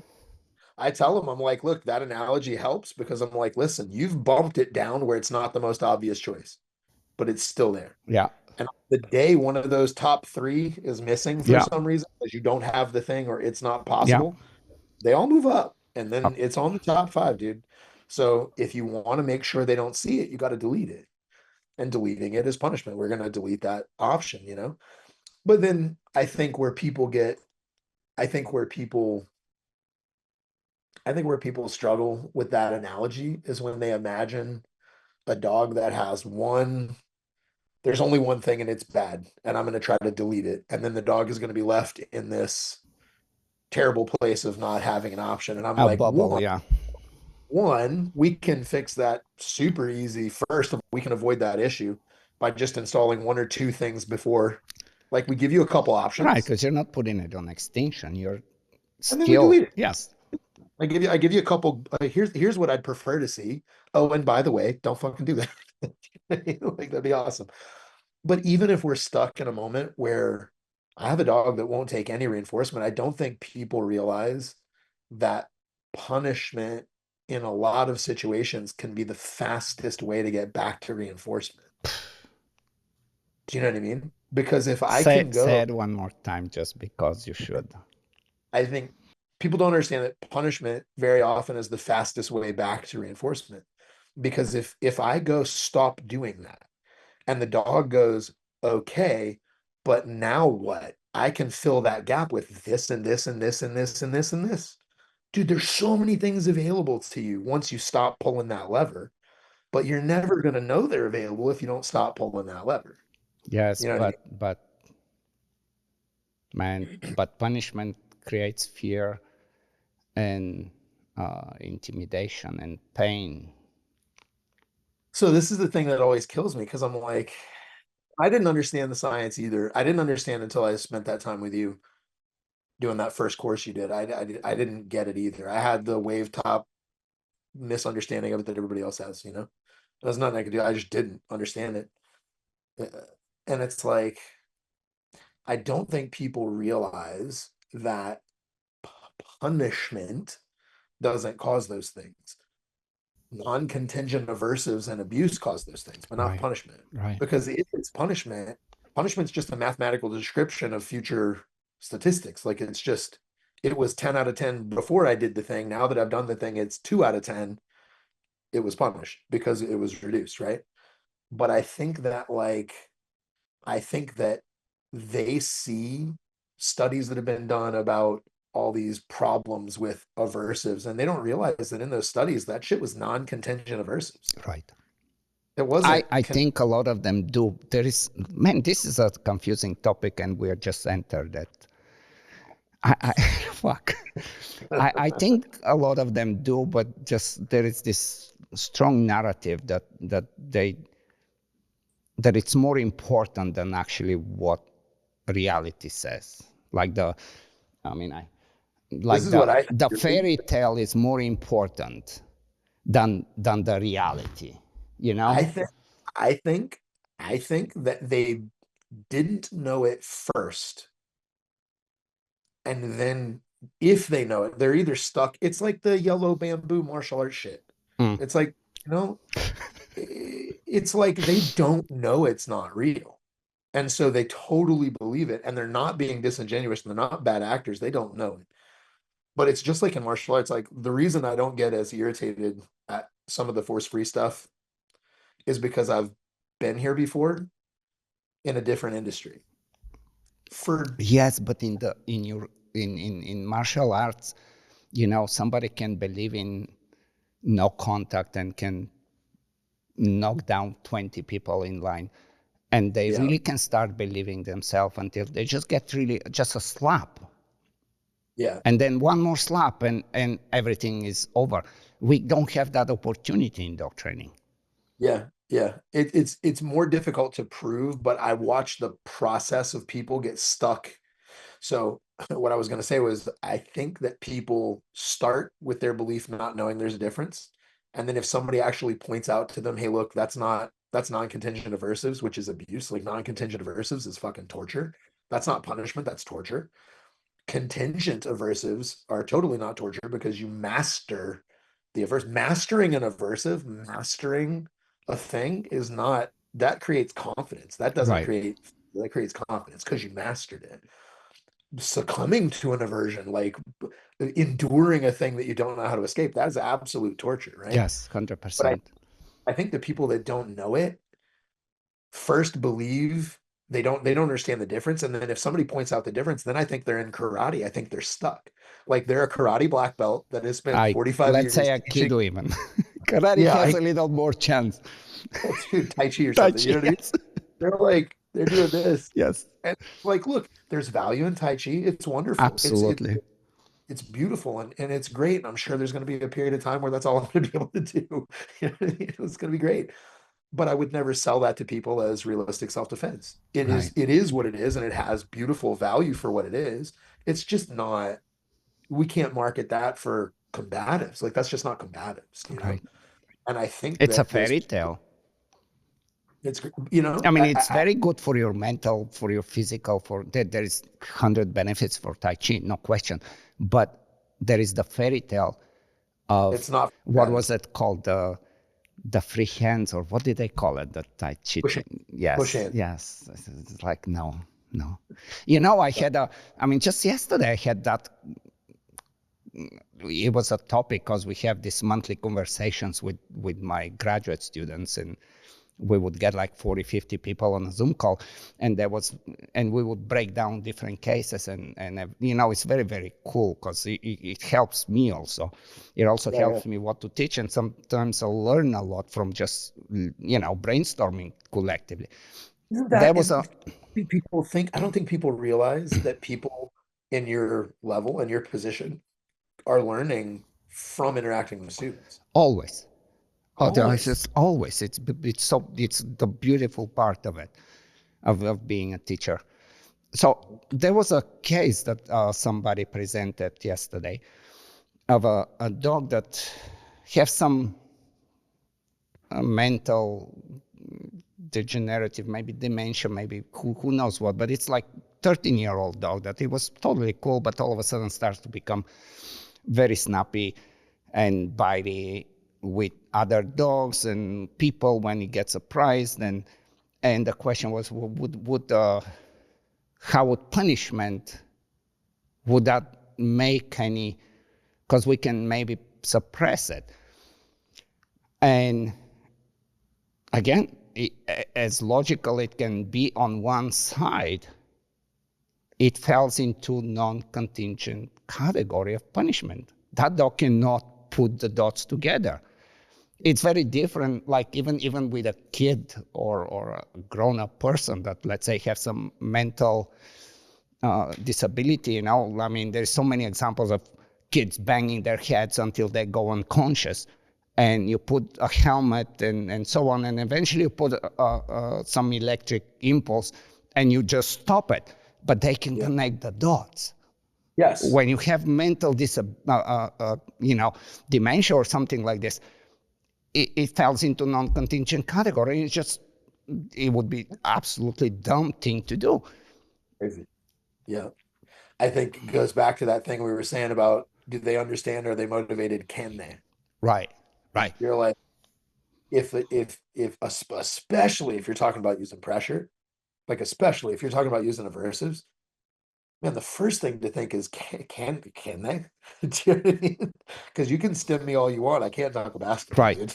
You know what I mean? Like, nothing I can I do. think this is where the force free have a point, because there are these cases of extremely stubborn, not educated trainers that are like, we just do harder. We just are not hard enough. Yep. Now, on one hand, you can see where that is like, I mean, when you look at how punishment has evolved from way back from, the 100 years ago, and how they didn't understand it and how they said, well, it doesn't work, it comes by, whatever. Well, no, you just did not understand how to properly apply punishment in different situations and what the process. You just had no idea. So of course it didn't work for you. But I just lost my thought. I got too excited about this. When you damn, this happens to me. I know. Me too, dude. When I get too excited, Yeah, yeah. You But have like two tracks working at the same right, time. right. They're trying to It both just I tell you. have like 5 ideas, and it's like which one I go first, and it's a boof, boof. Yeah, But this is the kind of the problems that still lingers in how we understand punishment today, or how certain people are stuck in understanding punishment. And yeah, and then you put the cliche words of, again, intimidation, fear, pain, and discomfort, and it's like, fuck, man. I mean, like, what planet are we living on? Like, if yeah, if this was possible, if Skinner and his errorless learning and Sigmund, and if all this was good, we would not have police on the street. sure. We would not have jails. We would not have, we would be functioning in a very different way. And Yeah, so yeah, would all animals on the planet. yeah, yeah. Why can we not just accept it as a reality that we are in and master it? This is it, Well, it's a I think that gets into a psychological thing with people. I think that one of the reasons that the reinforcement side of the equation is so well understood and so many people are so good at all the nuanced and all the possibilities and you know what I mean? They're not just like jackpotting everything for no reason. Like they'll get into the weeds about variable structures and all kinds of crazy right. shit.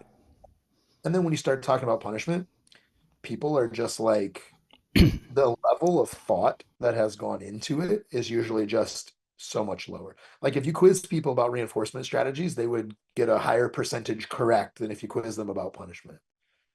And it's like, I think it's because they don't thinking about causing my thinking about aversives is aversive to me. I don't want to think, dude, I'll spend 3 hours thinking about which toy I'm going to buy my fucking dog. Do you know what I mean? Of Like course. people, when I'm thinking about creating, Of course, I mean the reason I have this one actually, I mean it's a joke for I actually use it here and there, but yeah, it's yeah, one of my dogs' name is Uni, and we call him nickname is Unicorn, so I got it for him, you know. perfect. But it's like the people will sit around really think like, okay, tomorrow when I reinforce his heel, I'm going to use this reinforcer on this schedule and I'm going to have it like, and they'll really, really carefully spend time considering all the possibilities and options and making a plan. And then you're like, okay, how much power, how much thought, if you're using punishment, you should be given that same kind of consideration of learning and effort and understanding to the aversive side of it, but nobody Right, likes to think about it. And so they kind of sweep it under the rug. They're right, like, well, I don't really want, I'll deal with that when I get there. I'll just, but by not thinking about it and by not understanding it, you use it worse, like with less effect. Like you're more likely, like if we agree that non-contingent aversives is abuse, and we agree that venting emotion into a dog is abuse, which to me, those are the two definitions. Like mm, if mm. I'm not trying to teach you a lesson, I'm trying to vent my anger Yes, into you. yes, yes, Venting yes, emotion is abuse and non-contingent aversives is abuse. But if you don't like to think about, if you don't study, no matter how distasteful the subject is, if you don't study punishment and understand it and all its nuance, you're more likely to do both of those things. right. Because if you're not good at applying aversives, you're likely to fuck up and make it non-contingent, which is definitely shitty. And if you hold, it's like the kid that shoots up a school, like he gets bullied and never stands up, never stands up, never stands up, and then finally shoots the place up. People will like, I don't want to use aversives, I don't want to use aversives, I don't want to use aversives, and then finally goes, God damn it, stop it, and freak out. Yeah, And you're like, you're you more have a likely good to run point. into the two things you don't like because you're not thinking about it skillfully because you don't like to think about it. And I don't like to think about it either. I don't want to think about causing aversive situations for my dog. But because I give it thought, I can use it when I need to. I don't use it out of anger because it's not something I held back until I exploded. Right. It's something I use judiciously, or honorably, morally, ethically. And I use it contingently and I use it as much as is needed, no more than that. But it's because I study it and understand it that I can do that. I think people's psychological distaste for thinking about causing dogs aversion, like they don't want to make dogs have anything other than pleasantness, But I'll tell you makes something even like that. tell me what you think about it. But I the more I think of it, I starting to come to some weird conclusion that the whole force-free community, the whole obsession is not necessarily about dogs, and it's about protecting a kind of universal fantasy that the whole world is always safe and always predictable, and we can handle anything without force, without conflict, without consequences, and basically again back to here, Yeah. I really think that that's like ultimately it's a kind of more universal understanding, and I don't know where it's coming from because reality knocks you down every day. Yeah. I mean, you learn this every fucking day. Yeah, but it's easy to, it's It's some sometimes, sort of avoidance, and you just kind of, it's easier for people to live in a narrative than it is to face. It's like the scariest things, this applies to dog training and people. I say this all the time. The scariest things in the world to any being, dogs or people, is not knowing what comes next and not knowing if you have any control. mhm, Like if those two things are fucking debilitating, like having no idea what is coming, and once it shows up going, I don't know, like, is this something that I'm participating in, or is this something that is happening to me? Like, can I control this? Can I avoid this? Can I mitigate this? Like, not knowing if you have power and not knowing what comes next are the two scariest things in the world. true. And it's like, I think people that don't like, when you lift up the veil and you're like, oh fuck, dude, it's easier to just put it back down and go, okay, that's not going to happen to me. Shark's not going to attack me when I swim. Car's not going to get in a wreck. I don't need to put on my seatbelt because I'm not going to get in a car accident. Like, it's probably not going to happen to me. Like, we're not going to get pregnant, whatever it is. Like, Yeah, everybody yeah, just yeah, goes, yeah, it's yeah. not gonna, I just don't want to think about it because it's easier to not think about it than it is to actually address it and plan. Good example of that's my wife, dude. When I first met her, she was an athlete. She'd never been in a fight in her life, dude, ever. Like, she was a hippie. You know what I mean? And she played basketball her whole life. So she's been an athlete her whole Okay. life, but had never done any, no martial arts, no fighting, no nothing, you know? And like, she graduated from college. And so, unless you're going to the Olympics, sports is kind of over. You know what I Yeah. mean? She wasn't going to be, she's 5'3". She ain't going to be a professional basketball player, right? And so she's like, now what?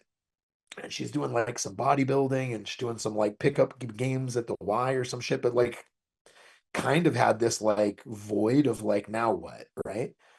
And then we met and she sees me fighting and she was like, from a sports perspective, not from a fist fight perspective, from a Yes, sport, yes, I get it.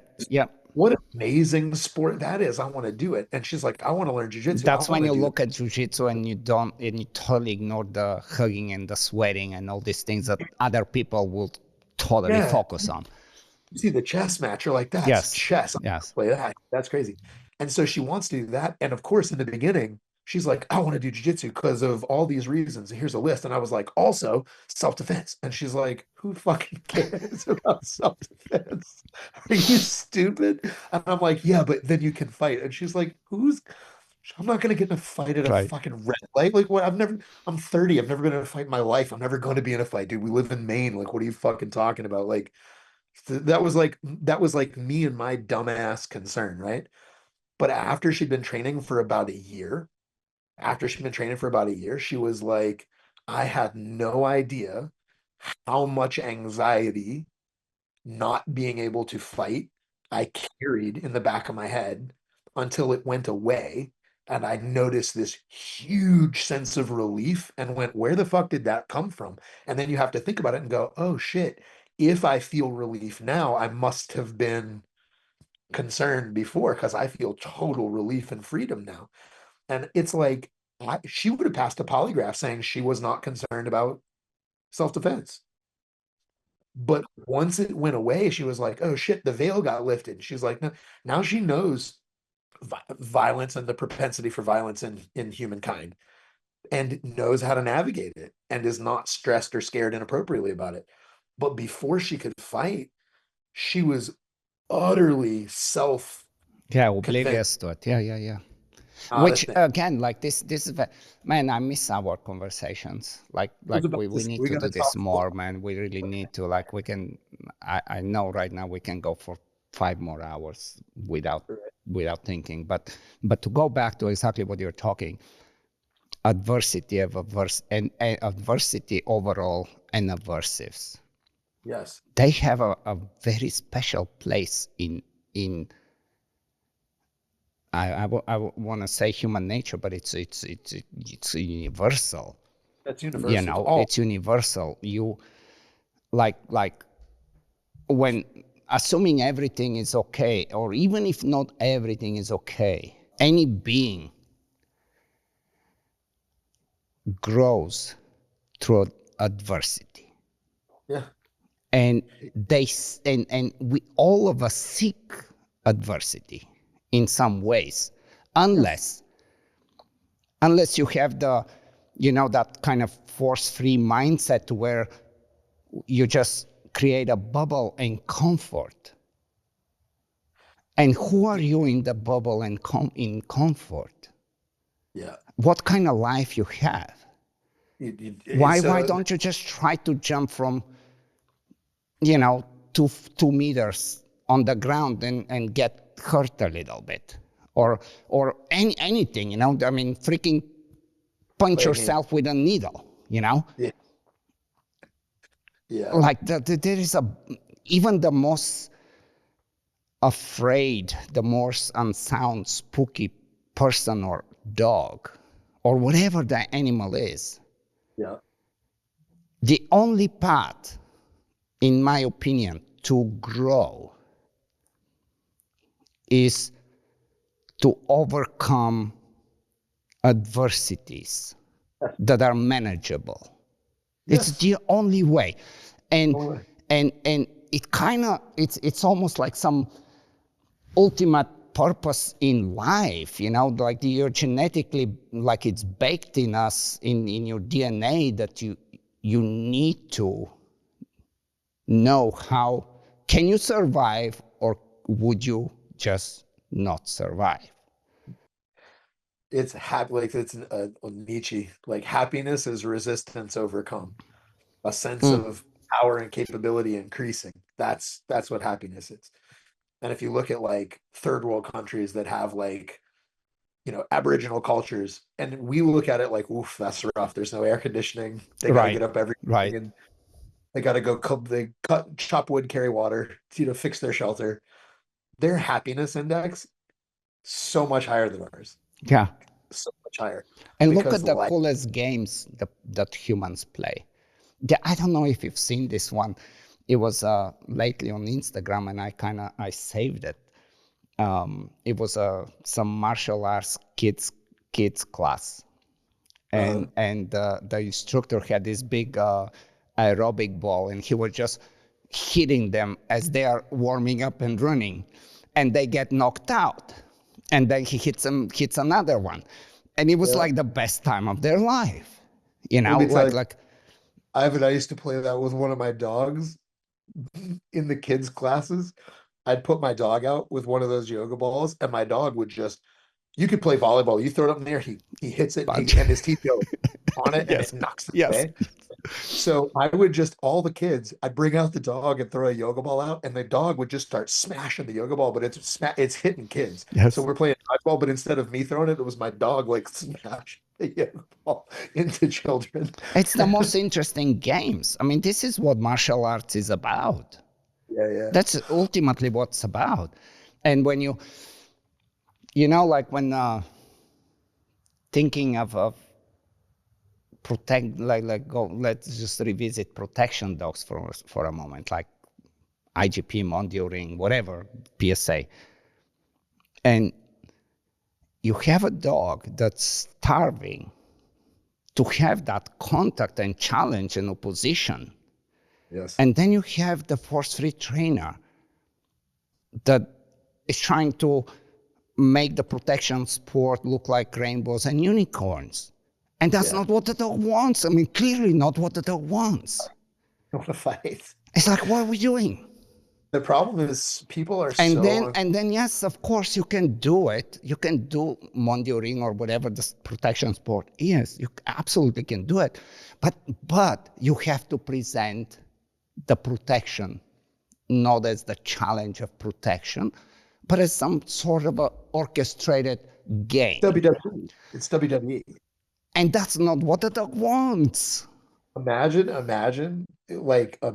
taking somebody like me who wanted to like, I want to fight, and being like, well, all you can do is WWF. Right? You stomp the hand and pretend, you stop with the leg and pretend that you punch them. And it's like, And I'm like, really? That's all you do? You're like, yeah, it looks the same. And you're like, yeah, but Jesus, dude. Do you know so what I mean? why do you think we, as humans, or at least certain part of society, wants to Oh, pretend that we live in that fairy tale. Okay, so here's what it is, right? We are not made for the world that we're in. Our biology still hasn't caught up with our technology yet, right? There's this human urge for comfort and safety. Dogs have it too. There's this urge for Sure. comfort.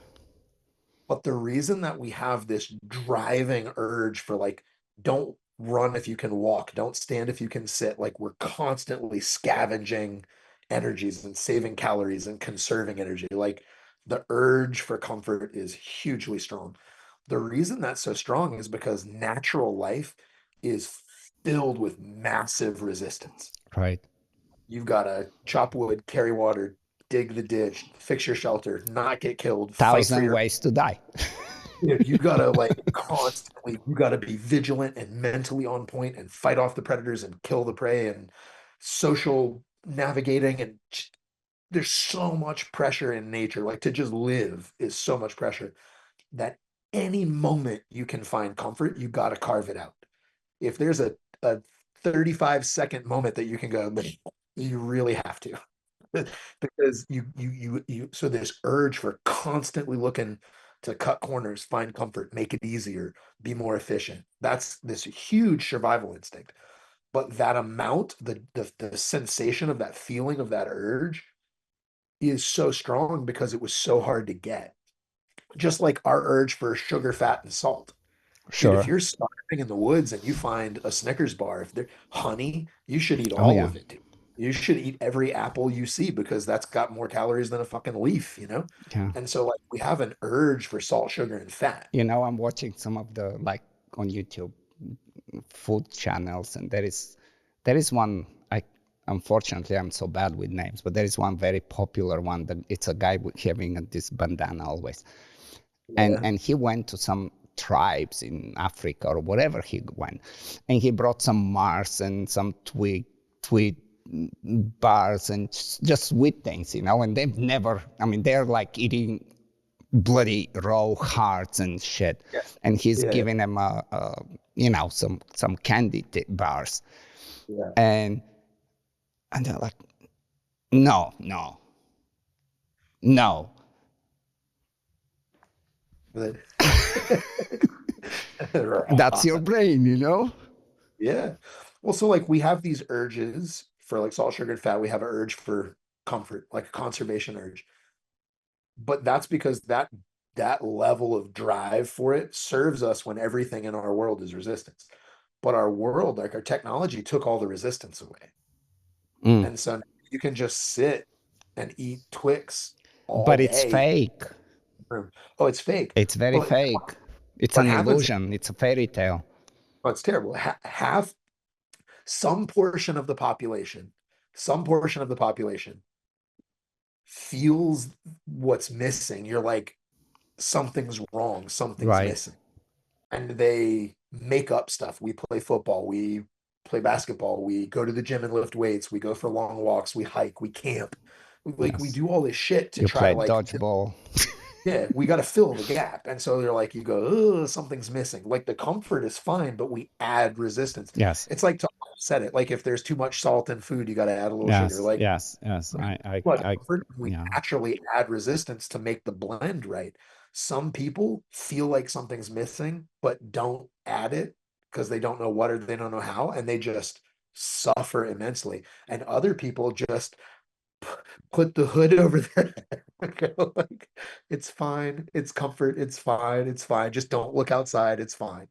And they convince themselves that that other shit is unrealistic.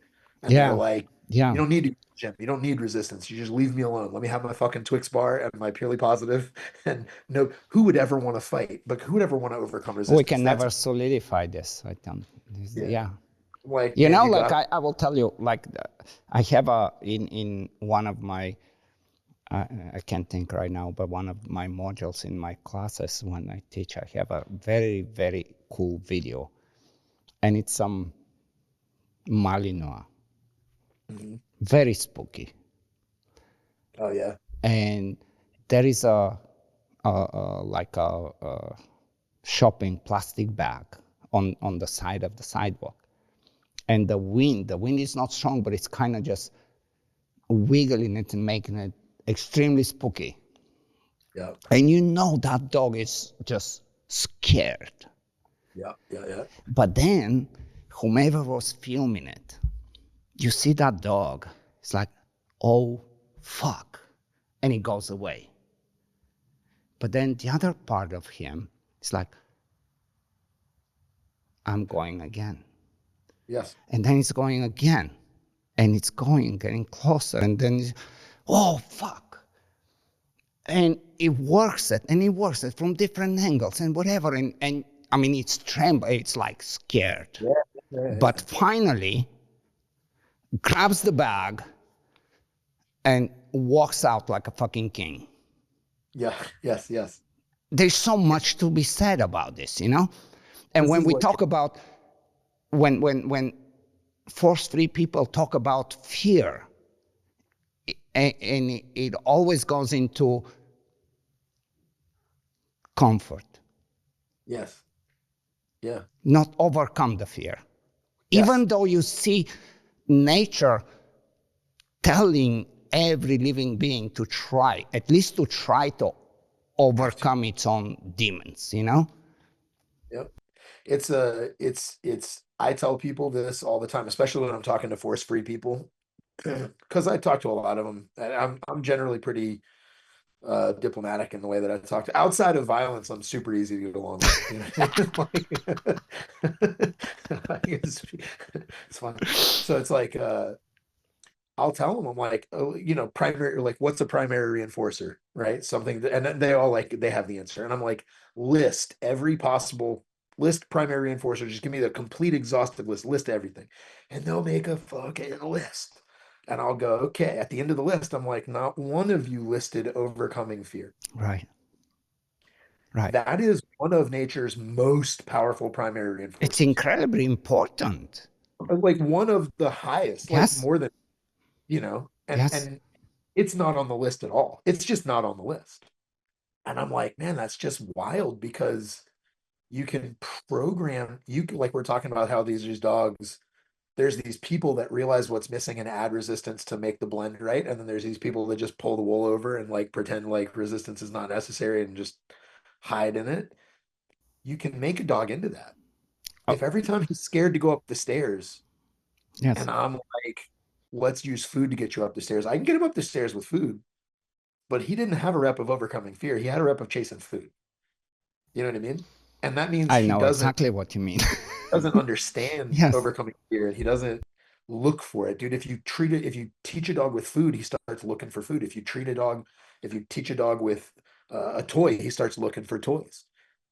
If you teach a dog to overcome fear, he starts looking for shit that's like, what is that? Like, could I experiment with that? Like, he starts looking yes, for it. It's yes. like you look for what you get paid with.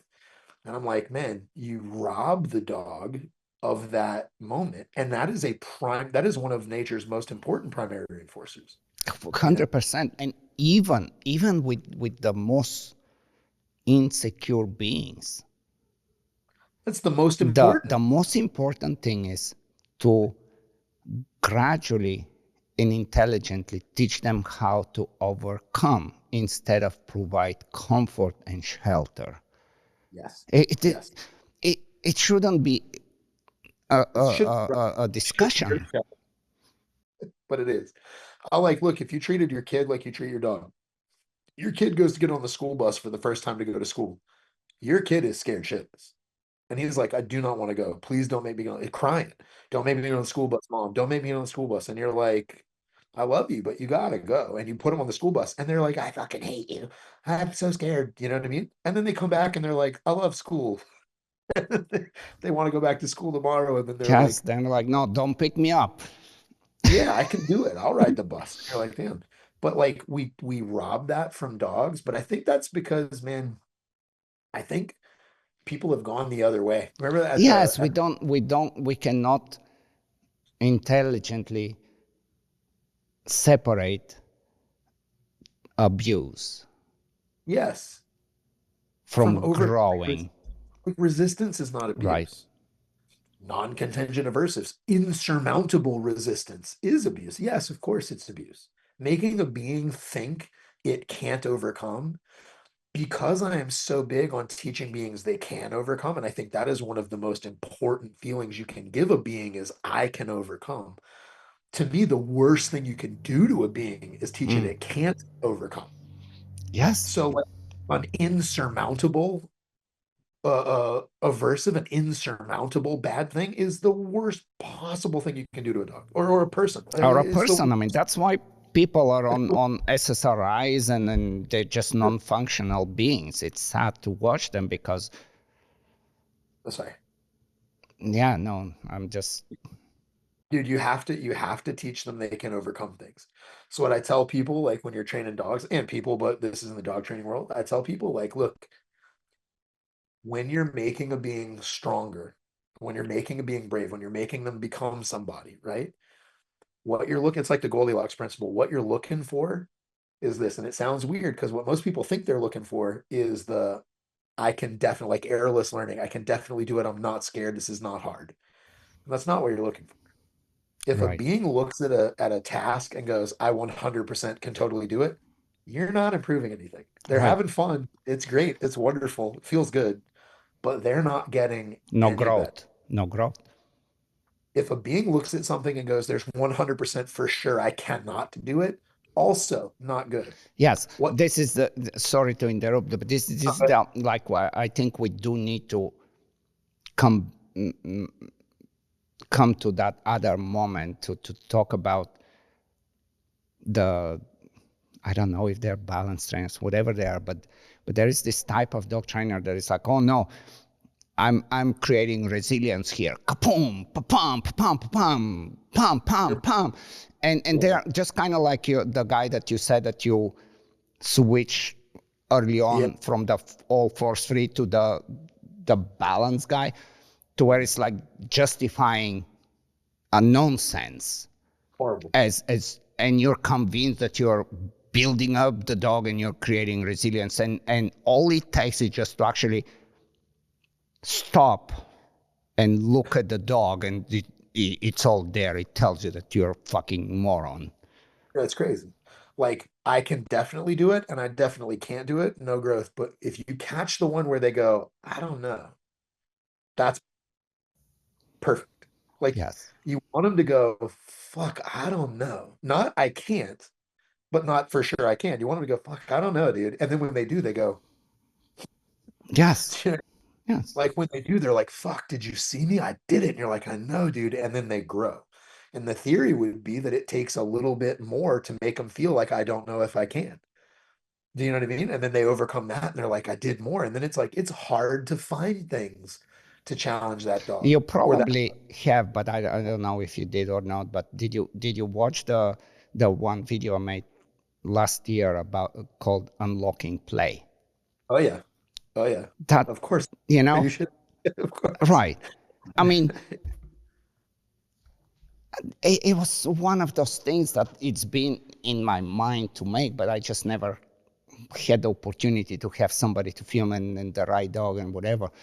But Yeah. it's such a good example of how somebody that is so unwilling and so unsure, and there is no, like if you look at it from a person perspective, is, yeah, give me the SSRIs because I don't know why I'm existing right now. Yeah. Yeah.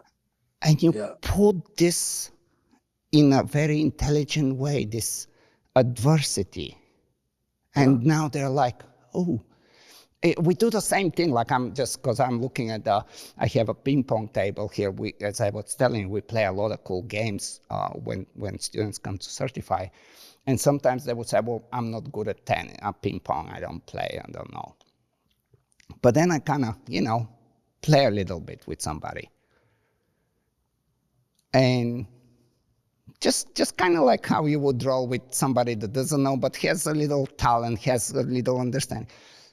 Yeah. From not wanting to touch the table, the next evening they're like sitting at the table waiting for somebody that want to play with them, Yeah. only because you presented it in such a way Yeah. that they feel capable. Dude, that sense of accomplishing things is so profound and causes you to seek it out. You know what I mean? Yes, When you realize what it feels like to overcome, you start look just like when you realize you get food for touching a bucket, you start looking for other behaviors to see if I can get some food. When I realize that I can create in myself a sense of like, fuck man, I did it, you start looking around for things like, I yes, want that one is something I could do, you know? Yeah. I think that's a I gotta get that Nietzsche quote in most people's heads. Like happiness is resistance overcome. I You need to know, write that. What is your lately? What's in your head lately? Where are you? with dog training stuff. Yeah, I mean, I'm Anything sure everything comes back to dog training one way or sooner or another. later. Yeah. Well, with dog training, honestly, for me, it's been this idea of like the biggest thing lately has been not the biggest thing, but the thing that I've been thinking about and trying to find a way to explain to other people better is this idea that n- negative reinforcement playfully, like in a okay, the way I've been explaining it, this is not, you saw my presentation on Windows. That shit's pretty dialed in. It was This very is not, cool. this is not dialed in. This is still floating around in my head. People talk about quadrants or whatever, and like people are opposed, like purely positive people have this thing of like they look at the quadrants and then they go like, okay, well, this quadrant I'm going to use and this quadrant I'm not going to use. You know, like negative reinforcement, the whole quadrant's off the table. Hmm. Like, listen, man, we can be in the same quadrant, but not in the same zone. And that's something I've been trying to get across to people of like in negative reinforcement, for example, if there's dire emergent survival negative reinforcement, if I don't do the thing, I'm gonna fucking die. It's like an Yes, emergency. It's a it's a severe panic button. Yes, dude. They're doing it, but they're like, yes, ah, like yes. freaky. Okay. That is technically negative reinforcement. But then you can move somewhere It's a over in the very bad next. emotional place to be in. Yes. Then there's non-emergent negative reinforcement. Like, dude, it's a little hot. I'm in the sun. I'm a little hot. I decide to move over to the shade. Like, I'm doing a thing to escape a thing, but in no way is it like emergent, panic, freak out, whatever. And then there's playing hot hands. Do you know what I mean? Oh, I Like, know what you mean. All of my students and graduates yeah, now are listening and they're like, wow, Jay's on the same page. I wonder where I got it, right? So it's like, dodgeball. And Yes, it's like, I'm doing a thing to escape a thing. But each three of those things, they're all negative reinforcement. We're all in the same quadrant. Like yes, all three of those things are in the same quadrant, but they're not remotely in the same zone. yes. Like they're wildly different experiences, all three of them. And I think when a lot of people look at negative reinforcement as to whether or not they're going to use it or consider it, they look at purely positive people, see only the emergent panic button Yes, version of it. They don't think the other 100%. they don't think the other two exist. And the problem is I think a lot of balance trainers see the first two. There's emergent, there's non-emergent, low level, but they still don't see the third. They still don't understand the game of dodge the Exactly, collar. exactly. They don't understand the game of dodge the prong collar, the prong collar tap or the flat collar tap. Right, They don't understand the game of dodge the collar. exactly. And so I think in balanced world, since they don't understand the playful version, they say they use the low level, but kind of don't. They kind of use the high level, but they excuse the high level by saying they use the low level. Or they do use the low level, but they still don't understand play. I think the Right. It understanding, it does. Oh, it almost doesn't matter what level they use. They don't present it in a form I mean, of playfulness. it's not a game, dude. Yes. It's not a you're not you're downing because you're trying to shut off the discomfort of the collar. You're not downing because the goal of the game is fucking dodge the collar. I do this all the time, like old school Keeler long line work. I do this drill with people. Like you put the dog on a long line, you go, you stop, you stand there, you go, you stop, you stand there. You know what I mean? And they did it like back in the day. They do it just they say like the dog's going to come with you, even if it's just to keep his head attached. Like they're just avoiding the crank of the collar. I'll do the same thing on a flat buckle collar, but I'll go like, look, we're playing keep away. This is a competitive game. When the dog looks at something else, you sneak away from it. Yes, You're trying to if you make the dog hit the collar, you get a point. If he dodges the collar, the dog gets a point. And I'm like, go. And of course they take off walking and the dog stays with him. I'm like, 1-0, dog. And you see the person like, son of a bitch. And then they'll like wait till and then they sneak away. And then immediately the dog's like, this is a game. You're trying to get away from me. Go fuck yourself. I And like it. within like 10 minutes, we got a dog glued to him. Like I'm baiting him with tug toys and food. The dog's like, fuck you. You're not ditching me, mom. Because they played a game. It's negative reinforcement. It's Yes, 100% all reinforcement. games like you pick. I mean, I was talking in one of my podcasts with Melanie, and then there was the other one with Ann, oh my, Anna Caterina Vieira de Castro. Yeah. She made a lot of good studies of and the force free community just you know elevated her to this status. And then after my podcast, they're now trying to crucify her simply because she's like, well, there is place for this. And not there is place, but sometimes they like it. And she's just like, well, you're doing martial arts, but she's really big into climbing, and she also trains dogs. It's like the like we some people, again, going back to, some people understand the beauty and the benefits of adversity and adversity. It's like, okay, you're climbing, and the reason you're trying, if it's too easy, you would not climb. But if you fell down, if you don't master, if you suck sometimes, this is what drives you to grow. And I, I don't know. I think it's mastering the aversive. That's the problem is when people think when you hear somebody go, there's a lot of benefit to overcoming aversives.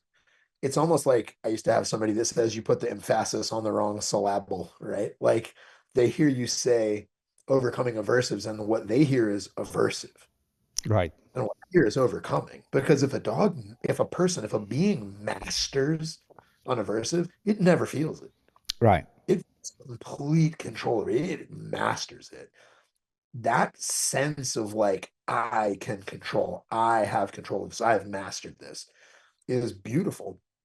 But if you think about you can't master an aversive without experiencing it, but they're so freaked out about the fact that the dog's going to experience it. Like they're so freaked out about how sad the kid is they're getting on the bus that they can't get the kid to master the bus. mm, mm, They're so like, my kid's panicking, he's crying, I got to take him off the bus, he's freaking out.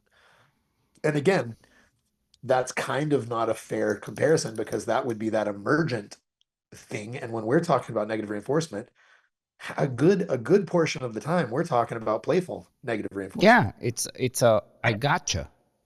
Yes. That's all it is. And you're like, fuck, you got me, let's do it again. Do it again. See if you can catch me again. Exactly. That's all it is. Yeah. Yeah. I'll do that with people all the time when we're playing to play hot hands. And I'll do this too. I'll even talk about this is and I'm gonna have to go in a sec. I gotta cut us off in a minute. Yeah. But like this thing of like negative reinforcement, low level, high level type shit discussion I have with people, and we'll play hot hands. And I'll go, okay, here we go. Let's play hot hands. And at first I'm cracking, and they're laughing and giggling and they're having fun. I'm like, is this an aversive experience? They're like, no. I'm like, okay. And we'll play. And we're playing and they're getting good and they're dodging it. And I'll start knuckling it instead of slapping it. I'll with my knuckles. Now Right. I'm missing them because they're playing well. And I'm like, this, and I'll go, now, did you notice that I turned the level up? And they're like, what? And I went, I turned the level up. And they go, you did? And I'm like, yeah, dude, I'm using my knuckles. And they're like, uh-oh. And none of them are like, I'm out. I'm not going to play this game anymore. And to top this, what also matters is what are you thinking when you do it? What is your emotional state? Because if you're really like, I'm gonna fuck you up, you're really not the person that is playing a game. And that Yes. the intensity of discomfort can be the same, but what you're Yes. projecting as who you are Yes. changes everything. I do this example with people all the time in seminars. Apparently, I do a lot of interpersonal shit at my dog training seminars to make people feel what dogs feel. Apparently, I never realized that till just now. But I'll say I need a volunteer. We're going to talk about negative reinforcement. Get up here, let me see. And I'll go like, hold your hand out like that, and they hold their hand out, and I slap their hand. Not crazy hard, but I slap it. And they have this. Nobody laughs, and the person has this like their cheeks get a little red and they're Yeah, like, this is what's up. And I'm like, how does that feel? And they're like, I do not like it. And yeah, I'm like, all right. I go, okay, I'm sorry. I didn't explain the rules to you. We're going to play hot hands, hold your hands out. And they go, yeah. And I'm like, I'm going to try to touch your hand. We're going to play a game, blah, blah, blah, blah, blah. We got 2 minutes. Whoever has the highest score wins. And I'm going to give you $5 to the winner. You ready? You want to play? And I'm like, oh, and by the way, I'm going to use my knuckles. And they go, okay. And I'm like, you ready? And I haven't done it yet. And I'm like, look at their face. They're yes. grinning. They're in. They're all in. Everybody in the audience is giggling and Yes. laughing. The whole room is happy. And I'm like, what is the difference? In one, I just smacked you and you felt like I'm being a dickhead to you. You didn't understand. I'm like, now we have an objective. We have clear intention. You know, I'm trying to have fun. I'm going to challenge you. It's a completely different experience. Even though in this one, it's going to hurt way worse. Yeah. And they're like, shit. I'm like, look, the difference is how did you frame it? Like, does the dog think you're being a dickhead? Or does the dog think this is a thing that we're doing? This is a process we are engaged in together. Is this happening to me or am I participating? You know, fuck man, I'm Man, gonna have to I know you gotta go. gotta go. I'm gonna let you go. We can talk forever.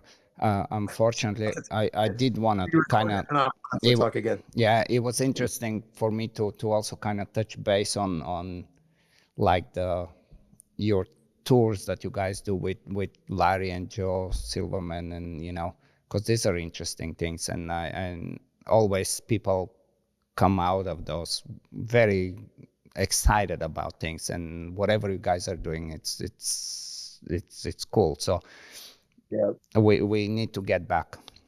we'll talk. Well, yeah, I'm gonna be at the. We're all gonna be at the ICP talking about that tour Yeah, yeah, basically. yeah, yeah, yeah. That's Kind cool. of doing the thing of like, kind of doing the thing of like trying to get people to work with other trainers more and not separate themselves and fight with everybody and like, like collaborate with people, work with people, talk to people, do things together, try to Yes, make more cooperation in the industry. I might be. I'm almost 99% in on the one ICP that they're trying to make in Europe. Oh I wow. think it's That- very important to, you know, get back into European. They're so brainwashed right now, and especially the new generations of trainers. They're very confused. It's kind of yeah, like they know what nature brings and how it works, but then there is what the evidence-based training tells them, and it is a big confusion, and awesome. it can be interesting. Jay, Make a difference there for sure, man. thanks for the. I know we tried this to make this happen, but here we are. Anything for the people that are listening, how to get a hold of you or anything like, no? I'm not a business person, man. I'm so bad. Yeah, Next Level Dogs, nldogs.com is our website, and we have a Patreon page. It's Next Level Dog Talk on Patreon. Go check that out if you want to. Good, It's good, good. a bunch of our stuff. I will list them. Send them to me. I will list them in the descriptions. Perfect. Thanks, Yeah, man. I'll have to show you a video, dude. There was this one pity I was working that was you would I'm like it, telling you, we need to hang out more. bro. This dog. I mean, most of the time when you're like, drop the leash, let's see what he does. 95% of the time they don't do anything. Every once in a while they take a little, you know what I mean? Yeah. This dog, dude. Who- I mean, full send long bite. Like I mean, full sprint. Boom, just dude. And I'm like, listen, we're gonna do a little extinction. Like, I'm just gonna see what he is because I'm not gonna but what punish him was right he now. thinking? That's the thing. He Was he was thinking to destroy you, or was he thinking, he's trying to punk me, dude. He right, was, what's right, up, bitch? The fuck are you? yes, Because I didn't move, he was like, oh hell no, you didn't. I was like, I'm not gonna react. He was so mad. Like if I'd have screamed and ran, he'd have been like, yes. okay, I This did is my job. a, this is a really good line, he was trying to punk me. Oh, it was so Dogs bad, dude. do that just as people do. Dogs love to do it. You can watch this video, dude. I'm telling you, this is not typical, right? 12 and a half minutes before he stopped hitting me. 12 and a half minutes on the timer. You can watch. He'd go, bah, bah, bah, bah, bah, bah, walk off and just start looking I'm at gonna me. make you react. And he'd go around the back. And dude, he was chewing. He'd hit my hand, he'd hit my arm. And dude, this dog made me buy leather boots because I was wearing Chucks.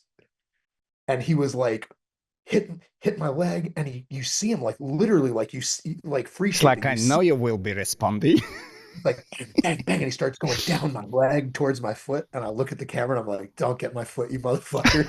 And he nails my foot. You see like the rivets go like the metal parts fly off my Shit. foot. He went straight through my shoe into my foot.